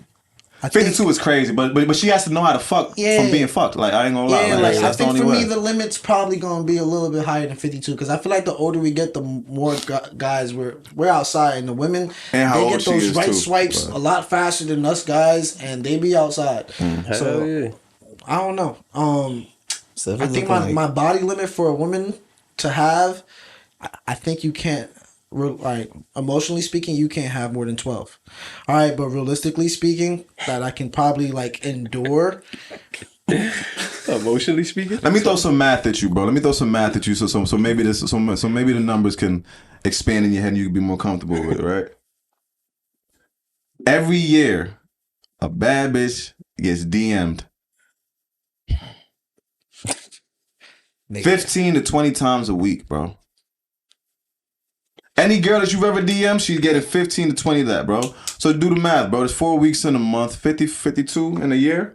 52 times 20. Nigga, you asking the wrong guy. Like, We're gonna do the math on that. ain't nobody saying no to 1,040. ain't 1,040. 1,040 niggas hitting you up a year. You ain't give 10 of them some poom poom. Damn. Or at Don't least lie to me. 5. Don't lie to me, because you probably did it so much you don't even remember it. That's okay. He said now the average like, yeah, that's lifespan in even if it was Connecticut. 5 and she's But I 20, gotta that's know. 100 That's what I'm bodies. saying. And so bro. what if I look at you differently? Maybe it's in a better light. Oh, so that's where you got the wisdom from. Teach me your moves. Or like, oh shit, bitch, you been. It's also the quality over quantity. Like, what's the quality of men? I need to know. To get that quality. Yeah, I do. I don't care. I need to know. Sometimes, I'm yeah. probably. It depends. I'll get over looking at her differently. But I think the Eventually. cap space would be for me. Like, I would say 42, bro. I think That's anything past Jackie Robinson, I can't. So, That's heavy. so Brittany Renner was fine at 35 is what you're saying. Is that the one that turned man? No, Brittany Renner No, was the one wait. that dated like a little thinking Uzi. about? And Oh shit. she was dating the basketball players. Oh, I know what you're talking about. You thinking about Caitlyn Jenner? Yeah, my fault. I was way off the name. I just heard the enter. You said Bruce? Not Brucey. The Kardashian? All right, what were we talking about? My fault. I said, so Brittany Renner being at 35 bodies was perfectly acceptable for you, is what you're saying. Yeah, I think. And she was lying. Yeah, she probably got more Yeah, though. she's capping. I've seen her with more than that, bro. Like, what, Oh shit! I personally seen her I've with seen more it. Like, she's lying, bro. I was there. Yo. I know her friend groups. Oh wait, no, that's matter of fact, she lying too. Nah, fuck that. You thinking of Tiana I'm Trump? thinking about Tiana Trump, but they're best, bro. They're all out. They all Bro, the best same. friends that are girls, bro, are so in competition with each other, bro. If, like, I know niggas had their moments where they're like, yo, bro, what you hit tonight? What you hit tonight? What you hit tonight? What you hit tonight? Yeah. That shit ends for us right around like 24, 25. Yeah. That shit goes on for women till they in their 40s, bro. And I they get swear to you. detailed. They want to know it all. Like, how big is the dick? Like, how I'm was the telling you, sex? bro. I had a girl tell me Like, they today, bro. really She wanna throws know. every nigga she got in the group chat. Yeah, any of y'all fuck him yet? I was like, what? Damn, Yo, it's a for dick real. pic too. Bro, we the same age as she's saying that. We can't send. Damn, we Nah, can't send well, them. I don't even talk- send those, bro. Damn, I stopped. Ain't gonna I get only me. send them specifically to OnlyFans on women. So No, but bro brought up a good point. I don't Because send females really like talk about men way more than we realize. Like, Yeah. we don't sit here in politics. We could talk about sports, all of this and that. We don't really gotta base our conversations around females. But 85% to probably 90% of Niggas. females' conversations is related to a man. and it's not even like multiple men. It could just be one man, and like she's just stalking this nigga. Like she's just Yeah, watching they could be in a every move, relationship. Like, yeah, be They in a could be relationship. dotting and Now, botting. her whole Still related to a man. free time is just making sure he in check. Like he's doing what he's supposed to be doing, loyal, all this extra. I'm like, For real. they make like full-time jobs of just conversation and just like, bro. I mean, I Should agree. be investigated. That's exactly why they have the Bechdel test for movies, where they like say like most movies you'll never have a scene with two women that aren't having a conversation about men. Like only certain movies can pass the Bechdel test where there's women that can be in one scene and the conversation has nothing to do with men. Holy That's fuck. crazy. I didn't even know that. I can't. They have to be yeah. lesbians. And the lesbians, that conversation, and never mind. I'm Nah, not even then they're like niggas ain't shit. Yeah, still eventually they'll Yeah. go into why they're a lesbian because men ain't shit. Yeah, crazy. they'll still talk about men. You're right. Damn. Or whatever reasons that lesbians turn into lesbians. I don't want to. It's all good. This You is can our tell me like podcast. If you could tell me three movies, tell me three movies that passed the Bechdel test. Yeah, put in the comments. All right, that was great. I like how these conversations, we're really unpacking these shits. Like, great job, guys. The next one was, we only picked one out of those. So the next one is, we each in the room, we're gonna say what's a quality you admire from each other. I think we spent enough time. We talked about a lot of shit. We got enough personality and personable enough to build enough rapport in here to answer this question, I think. What's your name again? No. Say black, right? Black. Eastside Lenny. If you didn't know Say Kuro before 2018, you cannot call him Say Kuro. You can only call him Eastside Lenny. So Eastside Lenny, ESL, that shit was dope. Cause that's when you called me, it put up as ESL. I'm like, oh shit, this is like a whole gang right here. His name is a gang. Like, is that what you admire about him? Oh no. Damn, I'm about to add more glaze, but pause. But what I like about, admire about Mr. Eastside Lenny, I think out of every single person in that studio space, I think out of all of us, you took your passion and you ran with it faster than and like further than like everybody else. I think like I admire your dedication to the music, and not that I'm stalking you, but I did see you on another podcast and you mentioned something that was like very important. Like, I'm unapologetically me. You feel me? Like, it doesn't matter, like, do it all, like the good decisions, bad decisions, nigga. I'm me, like I'm going to make this. You're basically content with who you are type shit. And I think that shows off not only to you as a person, but to you as like an individual who's coming together with their artistry. Like, you are growing and continuing to evolve. Like, and I think that's admirable to me, because it's like, that's why I invite artists over, and like to kind of like inspire me again. You feel me? Like, I like being around artists, because like I get excited and inspired. So like, well, I think that's going to be a good point in the future, to get a lot more music in this pod. You feel me? Like, I don't know. But for Ra, I'll go with Ra. I'll save you for last, since you're the first one. Like the first one we started the shit together with. That's him.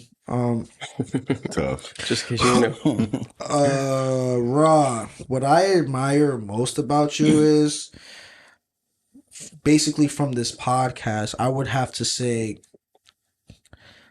I've seen you quit and not commit to a lot of shit. But for some reason, you chose me in this podcast to be consistent in. You're late.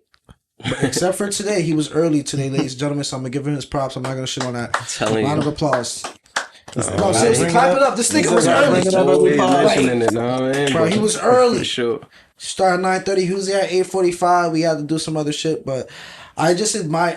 No timestamps. I feel like you like this shit. Like, I can tell like you like this shit, like, and you believe in it, and for sure. I admire that about you. Like, you, nigga, we didn't talk for like what, 2 years maybe. We didn't hang out. We might probably said happy birthday on the IGs. We smoked here and there, but I didn't see you more than I like. Yeah, this is the most I've ever seen him, even more than when we used to live together type shit. You feel me? Like, shit. that shit is crazy. Work at the same job. Yeah, and work at the same job. Like, be around each other for this long, consistent.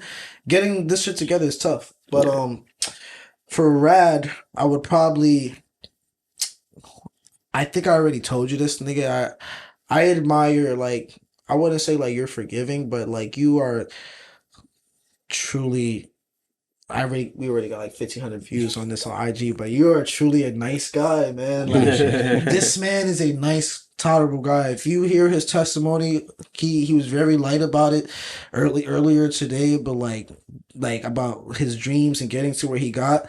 Like, I personally visually understand what he meant, what he had to, like, what he decided to commit to like really for the betterment of other relationship and other people. Like, he's very similar to me. It's like he puts other people first and other people's needs first, like, without even thinking about if he just does it. You feel me? So like I appreciate. Me, I'm always like the realistic guy, like, who thinks like the worst of everything, but it don't even matter with this nigga. He's gonna do it regardless. So like, I like that, man. I admire that about you. Yeah, I don't have to be as deep and discreet as me, but I was taking shit earlier and I thought about you guys on the toilet. I'm like, what do I think about these niggas? Not you. I came up with you on the spot. Scrap though. My fault. I forgot scrap. But scrap though. First of all, I like how you doing the Benjamin Button, like you're aging backwards. So that nigga 26 going on 42, man. Yeah, like this nigga, by the time he's 35, they gonna look like a 21-year-old. Heard you. This nigga's in his prime right now. Nah, I'm crying. nah, but what I admire most about you is like I get the sense that you are like, you have these talents about you that you want to commit to, but you kind of prioritize the day to day versus worrying about, like, you're not really stressing it. You're just kind of like finding your footing, and I kind of like admire that about you because you're just practicing both practices, I guess, like basketball and music, and you kind of seeing which lands. If it was me, I would have been took like my foot off the gas on at least one of them by now. For you, at 26, nigga, hell yeah, I don't, my lungs by 26, I didn't have a lot of energy, nigga, because I was drugged up. Nigga hate running.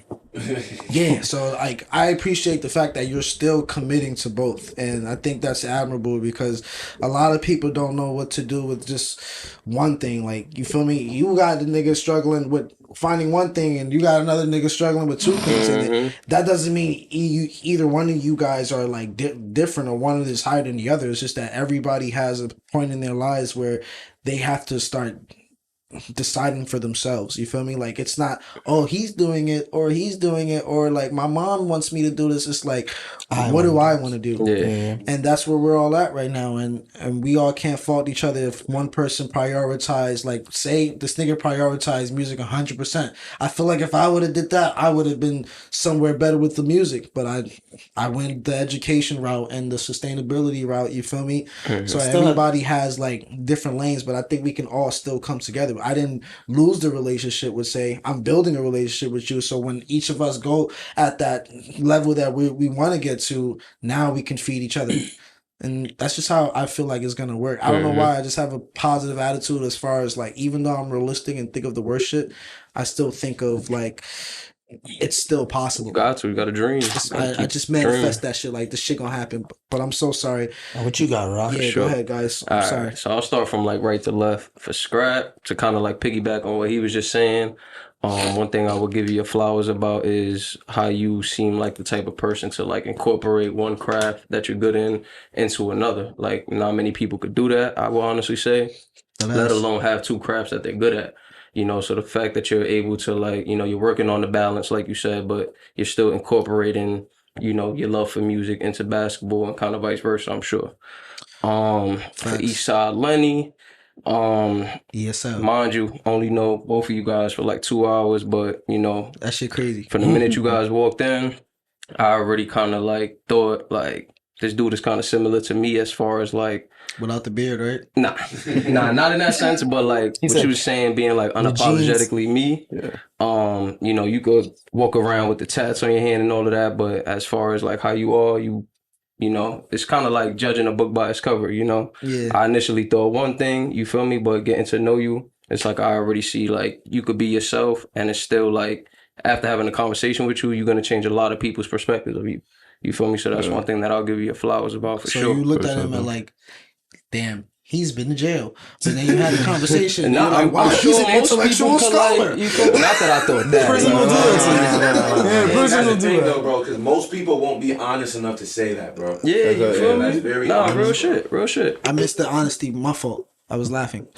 What you say? Nah, but like, you feel me? A lot of people are just prejudiced. You feel me? So it's like my initial thought of them walking in the room is completely different from having this conversation. You're right.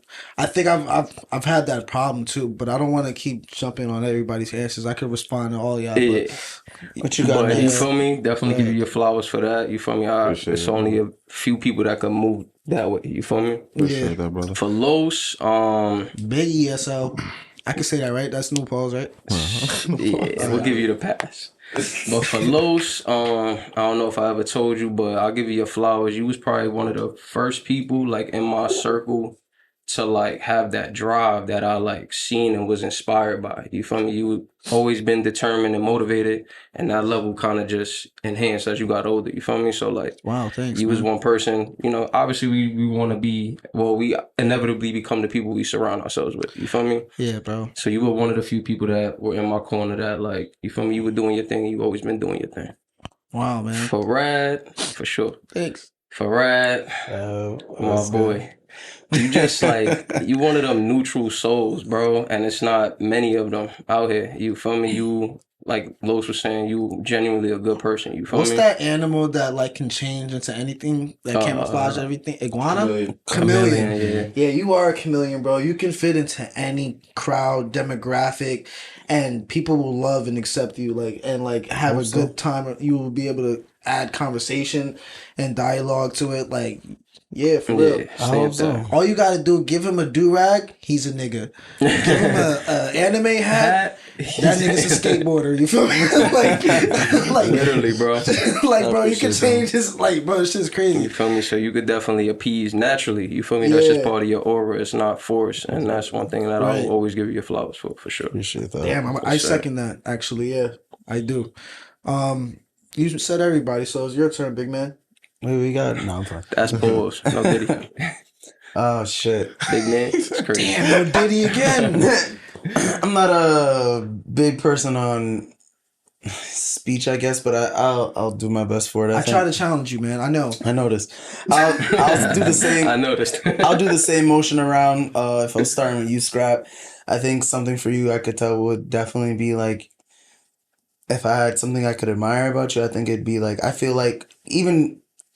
It's hard to say admire because I don't know you as well. Same, I've known you for about 2 hours, but I think something I can feel from you is you definitely radiate like a bond and a love for your family, and that you really look out for them and you care for them, and that's like you give me like, even though you're the little brother, you give me big brother vibes. Like you literally. I was gonna say that, but Yeah, I was like, sure. I didn't want to say that. I take no offense, bro. No, but like you give me big brother vibes. That you're here, you got his back, and like you look like you're someone that can really ride for like your team and like stay out there and support. And that's why it can be probably hard for you to like consider like going into music, because you know obviously your brother doesn't, and it's something you would love to do, but as well versus you have a team you probably play with that you really care for and you want to look out for, and it's like, which one can I jump to and take care of the most? And obviously you would, you know, I feel like you would choose family over it all if it came to it. Mm-hmm. So that's something I could. That's the problem when family choose basketball for him. That's the problem, because the family that he want to choose is choosing basketball for him.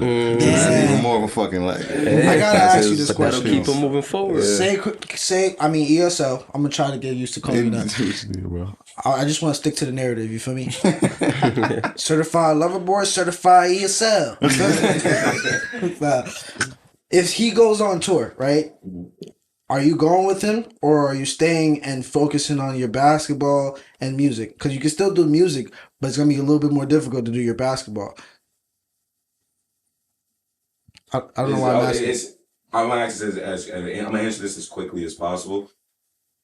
If I'm not in season or I don't have anything lined up, I'm going. Like, of course. I'm gonna go protect my brother. Like, that's just that makes sense. If I have if I'm at where I'm supposed to be at, and I have, like, let's say I have my gym in order, or I'm running my own training facility, I'll probably catch a couple days to maybe figure it out, but to be all the way go that way, like backstage. Yeah. Now let's say, because there's so many different options. Like, now let's say I'm a opener. Mm-hmm. There's so many different ways that I could go about that. You gotta that come question. on, you know what I mean? Because you can work that, but if you're the opener for every tour date, every date at the tour, so you gotta come. It would have to come down to me doing that for that time period. But I always stay in shape, so. Nice. I'm sorry. He's asked that and it made me follow up. That's all right. All right, Mr. ESL, you could go, man. I ain't even finish. Oh shit! I'm so sorry. He didn't even get done with Scrap. Damn. Nigga said, I don't want to. All right, no more outbursts for me. Like I'm gonna shut up. The lowest mute button. Ra, if there is something I think, admire about you, nigga, it'd be like, you always gotta shape up, bro. Now, that's so no funny shit. He's never ever came here with a haircut like sloppy. Right now. No, I think I think to piggyback off of both of you guys, I think I could say the same thing for both of you. Is like you as well, the same way like Abe always looking for us to like have a conflict between us. Like we're both two very neutral souls. Like That shit get on my nerves. you're very much someone Niggas is that too can. nice. You're very much someone that can like just relax and look at the situation and observe rather than react. Yeah. And I appreciate that out of you. You know, you're not someone that. Wait.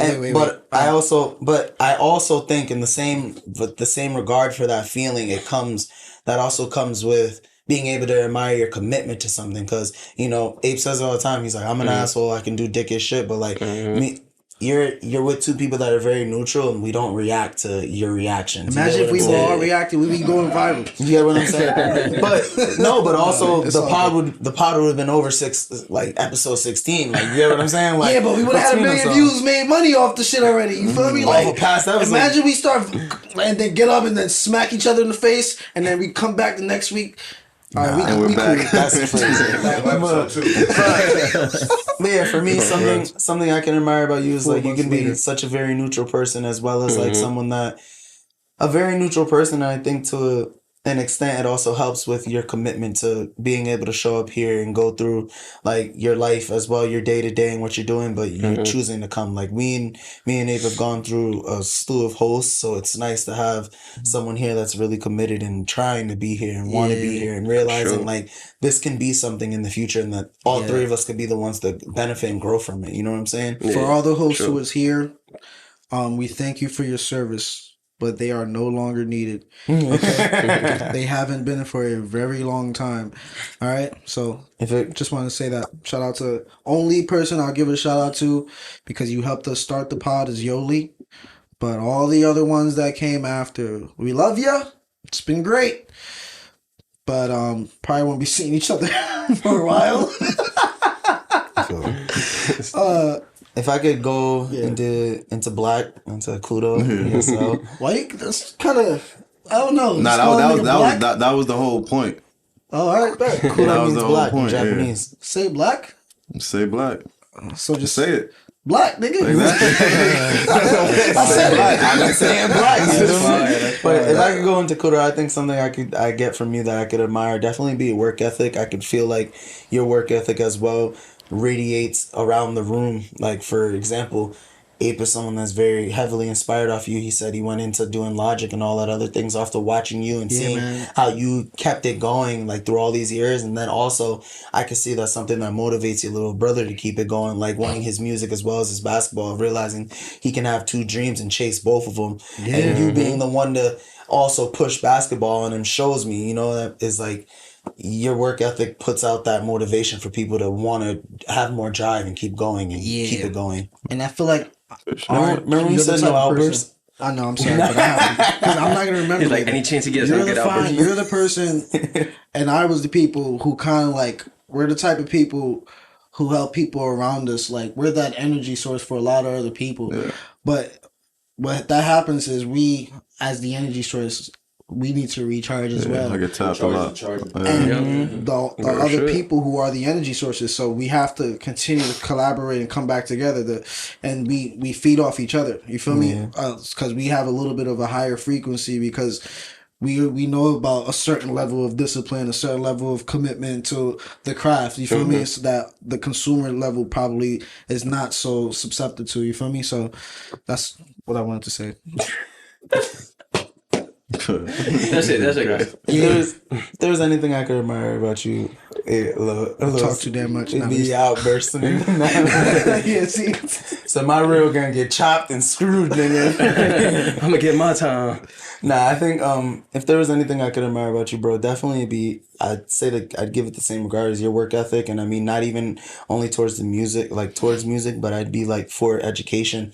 Like, you know, going to college was something that I didn't really pursue, and like to see you actually pursue it and want to go down that road, and then you're thinking like logically like about the future, like with your retirement plans and making sure you have that 401k and stuff like that. I really do love it and see that, and it definitely motivates me to like put a rush on my future and my dreams and what I want. It's not a rush.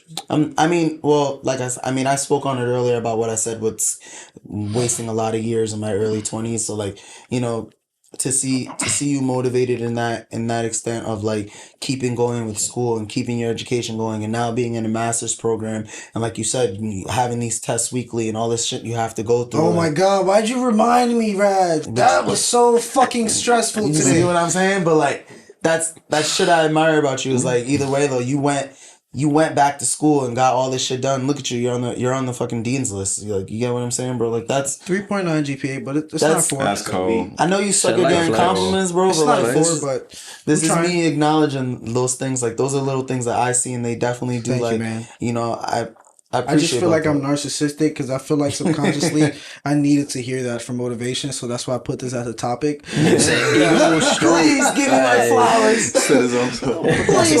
That's why I started first. So let me stop. I didn't think that deeply. I got nervous today because I was like, damn, what is ESL gonna find cool? Like, you feel me? Like, Nah, I this just shit's wanted been to make amazing, sure bro. y'all I was ain't good. gonna I lie. hope y'all enjoyed it. Like, Yeah. Yeah? Absolutely. And then if there was anything I admire about me is I'm just not. He's like Snoop Dogg when he got the Grammy. He was like, "Oh, I just want to thank myself." All right, I heard you, big man. You feel me? All right, so we're getting into. I'm sorry, I don't want. I can talk to you guys forever. But Yeah, let's yeah, get into the outro actually. yeah. So we're gonna name your spirit animals. Okay, can you just step in front of the camera for a second? And, like, show You your gotta take Which a, one? both. you gotta of take a them. low step. A Yeah. low step. Yeah, just Featuring Scrap. Yeah. You dig? You feel All right. me? The man behind the camera. all right. Yes, sir. So we started this a couple weeks back, and during the Jungle Squad cast, we want to kind of like, or me, just see what your like predict your spirit animal, whether you agree or not. It's up to you. But so far, I've been fairly accurate. All right, According to you, right? according to everybody. Nah, I agree. I agree sure. though. There's no way okay. y'all did not agree that he was not a walrus, Yo, bro. that's Give him that. I ain't gonna lie. And she's a sloth. You nailed it. You nailed it with that one. And she's a hotter, whatever that was. What was that? An otter. Otter. said Yeah, hotter. she was an otter. And Rock was a skunk. Was crazy. Rock? Yeah, Joe Rock. Yeah. Oh, Rock was the skunk. He yeah. was a skunk. I ain't gonna lie. You been on point with them. Yeah, they all Rock look was- like this. But for you, bro, you give me you ever seen Planet of the Apes? I already know what you're gonna say. No, hell no. I said- I'm Caesar. I'm Caesar. You know what, nigga? So you know Maurice? Nah, but the red nigga, the one that orange one. that speaks the sign language, that's the vibe you give me. Yeah, That is Maurice. That's The orangutan. Yeah, you give me the orangutan vibes. Like, you would be by my side, like the guy who's advising me during the war, like in War of Planet of the Apes, and I'm asking for your counsel. Like, that's you give me that. For you, Nah, that's a fact. oh my god, I forgot what movie this was, but I think it was Monsters Inc., bro. I know it sounds crazy, but the niggas in Monsters Inc. The reptile that switches, he's like the bad guy, the first one who stole the kid. Sid? Nah, it's something with an S though. Not Sullivan. Wait, I'm a villain? You're the villain. You're the I've been bad coming guy. to terms with that lately too. That's crazy. He is the bad guy, but yo, he's the one. He's definitely a reptile. I just forgot. You know what I'm talking about? Yeah. I don't know why. Rango. Rango. That's Rango. Rango. You look like Damn, Rango. those fingers with the Google search? I ain't even pull up Google yet. Who's Like, I had faster? to- Google or Siri? Like, damn, or Scraps, nigga. Come on, man. I'm choosing All Scrap, right, bro. that was good, right? So that'd, Nah, I be, fuck with that. so that'd be a chameleon. yeah. Chameleon. Yeah, Give nah, me chameleon vibes. that defines Yeah. exactly what I do. We both give off chameleon vibes. Chameleon vibes. Yeah, but he Yeah. looks like it. Like, no disrespect, but he looks like it. You are it. Like, you're just you Embody. embody the chameleon. Yeah, you embody the definition, nigga. He got the looks. You feel me? It's like the twin sisters. One is ugly with the personality. The other one's beautiful but dumb as hell. That should be the I worst. ran into that, bro. Yeah. Huh? I ran into that. I ran into that with exactly. sisters. Really? Yes, with twins, all of Damn. them. That should be the worst because Which they one always of y'all want to tag fucked along. which? You had the ugly one or the pretty dumb one? Or you had the ugly smart one? Which one? Let's talk about They're that. brothers, so that makes sense. Let's get into this after the pod. We don't put you on blast. We saw it through, my boy. That's all. He said, just know one of Dibble us. and dabbled in both. He said, Like just it. know one of us took it for the team. He said one of us. It was a tag team match. We did one, and the other one just sat there and waited in the cart. Rock, paper, scissors, shoot. He said, "Good game." For real. Nah, but yeah, this was dope, right? Yeah, Yeah, I it fuck was with it. amazing, bro. For sure. If you do come back, you gotta come on the like pod, like show your face more. For sure. This was great, bro. It was literally great to have you, see you. I wanted to hit you up sooner, but I also wanted to make sure I came a lot more correct. Like I wanted to, y'all probably heard. Okay, it started off shitty. The lighting was terrible. Now we're good. Lighting good. Cameras is pretty good. We're just getting there. But 2 angles. it was just I just wanted to see you, man. I needed your energy, bro. It was great to see you. I got excited when you was on Fat Funny. I was like, oh shit, that's my boy. Like I know that. Oh, that's guy. what we saw. Okay. Yeah, I was like, oh shit. And then I saw another one when you was talking about the other shit, like about I think it was being unapologetic, like I'm not sorry or some shit. Yeah. Oh, okay. Yeah, that shit was hard. Yeah. So I appreciate your work ethic, bro, and I appreciate like the fact that you're not only just making music now. I see you're talking more, like you feel me. You're expanding your horizon from that aspect. You're doing the A Boogie thing. He's the type of nigga to really get in the lab, stay in the lab, drop it, and like, don't bother me, nigga. I'm on to the next thing. Y'all enjoy this while I'm working. Like, you're that type of nigga, but now you're pausing, you're coming out. So it was good to have you, man. You have anything you want to like? Make sure you give them your links, like anything you want to like socials, promote, where they can find your music. Definitely, this is your plug-in, bro. Whatever you got for us. Whatever you want to share. Well, shit, let me send back some love since I didn't get a chance to send back some love first. Bro, you have a very childlike purity to you, bro. Like, and I'm pretty sure everyone kind of touched on that shit that kind of makes you. That makes you more weird. Yeah, we cut it to host. I'm sorry. I mean, yeah, you finish it, bro. Nah, I rock with people like that, bro, and they naturally like attract to me because like we kind of fuel each other. Like I'm not gonna lie, so I fuck with you, bro, and I want to know you for longer too after. And same thing with you, bro. Appreciate it. But it's in a difference where I feel like there's not too much of a difference between the love you give to the women in your life and to your niggas. In the sense of that, you just want people to be as honest as you are with them as they are with you. Right. And sometimes it can come off to your niggas as, oh, he's not committed, he's not this. But it's like, I just need something to come back to me the same way I'm sending it out. That's offending. And I don't know how many girlfriends I don't know how many women, I don't know what goes by, but I know if they be going by, that's probably for the very same reason with women. I appreciate that for sure. You a leader, bro. Like you're more like me than you think. Delegator. Wow, thanks, man. You're more like me than you think. They don't want to admit that I'm a leader. They call me a delegator. He's a delegator. Let's use the word. But it's definitely the same shit, right? No, what is it saying? Like even in the sense of leading conversation, bro. Like you have not slouched, you have not bent your head down. And those are like physical skills you need to have. Like those are like little subconscious things you need to have to like really do this thing. I see it, bro. Like I tell anybody when I see it with them, I see it, bro. Like I see it. You remind me of this I've been watching this week, bro. No Fugazi. Cooley. I think I heard of him. Cooley, bro. But I'm impressed. I'm impressed by how articulate you are, bro. I'm impressed by how you led the conversation. I'm impressed by your preparation for this, bro. I'm impressed. Like, thanks, man. I'm impressed by the commitment to put this in your own space. Or like, I'm impressed, bro. Like, thanks, bro. Detail to equipment, all of that, bro. And Scrap, you the best of me, so that's we're definitely trying. What you got? You're the best of me. Damn. What you got for your brother? The best of me, bro. I gave up on the athletics. This nigga kept on with it. I wanted to be 6'4". He got to 6'4". Damn. I wanted to be 200 pounds. He guess who 200 pounds? Like, you know 200? Damn. I was going to say I wanted to win the state championship. Now I'm scared. Your siblings always do that. Huh? Yeah. But that's again from... It's encouraging. I got good with it at early the though. same time. I got good with it early because some motherfuckers, I know some brothers that still don't understand that one brother is the better brother at the certain thing. Like, and I hate that shit, bro. I mean, your little brother's always your better you if it comes to it, you know? It's all good, bro. Y'all don't even gotta look at it like that. I always say, like I said, I second that. Yeah. Said it best though. Let everybody else come up with their narrative. Y'all already know what y'all are, who y'all are to each other. So other than all that outside shit really don't matter. And I think I'm learning to tune the outside out and be more like just around that level of support system. So I commend you, bro, for real. But you use your time to love us instead of love you to the world. Really fast drop. Yeah. Give us your app, bro. Right, bro. Your studio, I heard you was working at. You could let people know if you want, if they want to do Oh, wait, I'm so sorry. You didn't go. Alright. Fuck it, And then as soon as he stops, just go right after. Yeah. So I really fuck with how honest you are, like when it comes to the women. Because a lot of niggas would be like, yeah, nah, I fuck all these hoes, whatever. Like it's not cool to love a girl no more, bro. So like Sucks. that's It like is that's cool. very honest and very front like face value, because a lot of people don't even want to speak on that or just even be able to admit like, nah, bro, I jumped from relationship to relationship, and some people are like, nah, well, you depending on the woman. No, I just like Yeah, women for sure. around me. Yeah. So Right. like it's a good feeling to have that, bro, and to be able to sit within that, bro. And Yep. some people run away from Like it. to be That's a aware of fact. it and conscious of it, to know that that's an issue.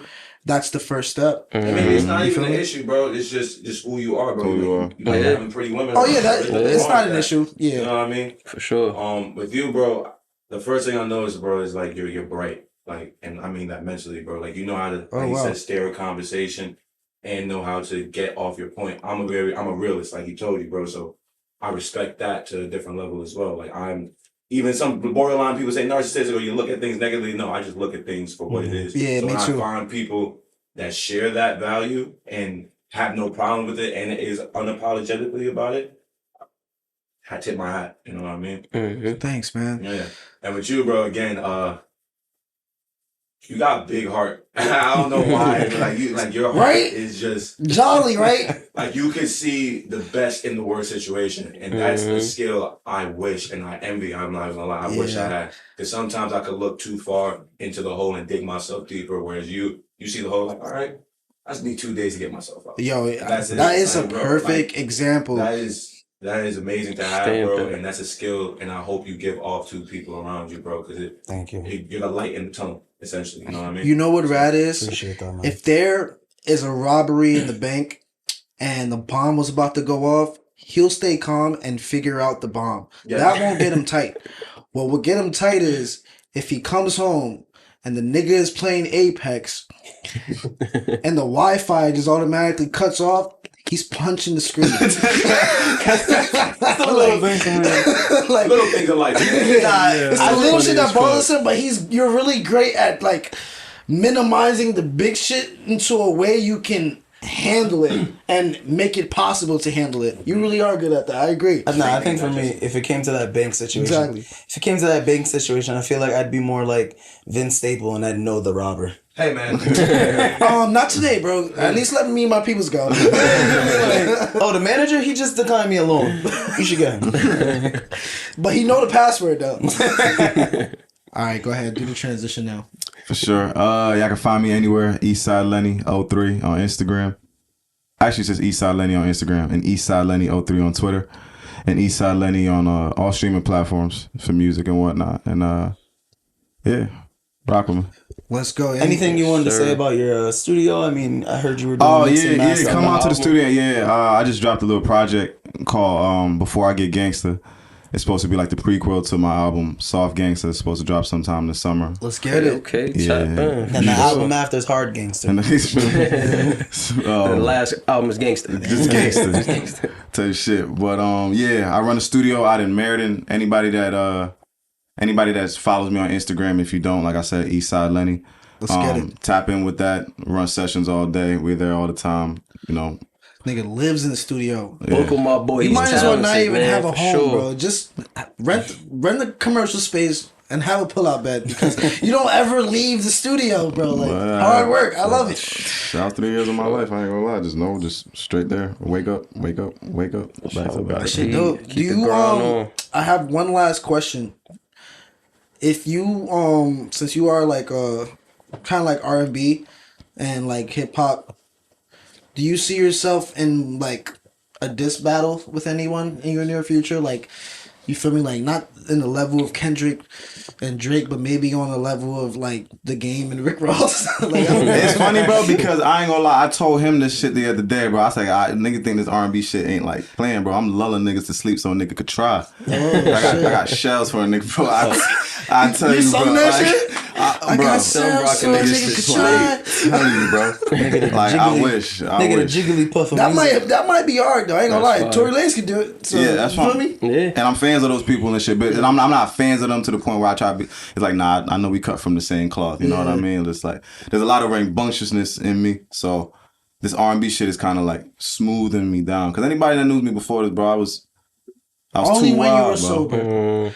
Once you were high, you were always calm. But when you were on that where's my weed type of anger. It was like, all right, somebody give this nigga some drugs. He'll be fine. This man a blunt. Like, that's literally all he needs. And he's just sitting there back in his studio making music. You just hear the beats. And I'm like, yeah. So it was like, I understand that, nigga, because I'm like that too. Like, nigga, I'll be tight and I'll be like, I get it. It's not even me. Just, I mean, you feel me? It's not me that got him mad. He's just mad because he's sober. Like, it's a thing. Like, it's still a thing. It's called tobacco addiction. It's called anxiety, nigga. We need to calm that shit down. That's what it's called. But y'all know where to find us. For real, like, comment, subscribe. For real, follow the Jungle Squadcast on Instagram. You can go on YouTube. If you're looking for us, you can type in JSC Network. But most times out of 10, you just type in Ape Loso. You'll find the page. You can see his music on there. You really wanted to do that because you raced me to the ending there. But go ahead. I'm getting your shit off. Get your shit off. You can find us on JSC Network on YouTube. If not, just type in Ape Loso. You'll see a beautiful picture of this man. You can find his music. You can find our podcast episodes. You can find us. And it's a picture of my ass, guys. You feel me? Follow that, kiss that, subscribe to that. All in all, we really appreciate having you though, bro. For real. Yeah, this is one of our favorite months. Niggas don't like this shit. Say your face one more time, man. Say bye. Yeah, get in the can, man. Appreciate having you too, Ken. Yes, sir. Mr. 40 Ball himself.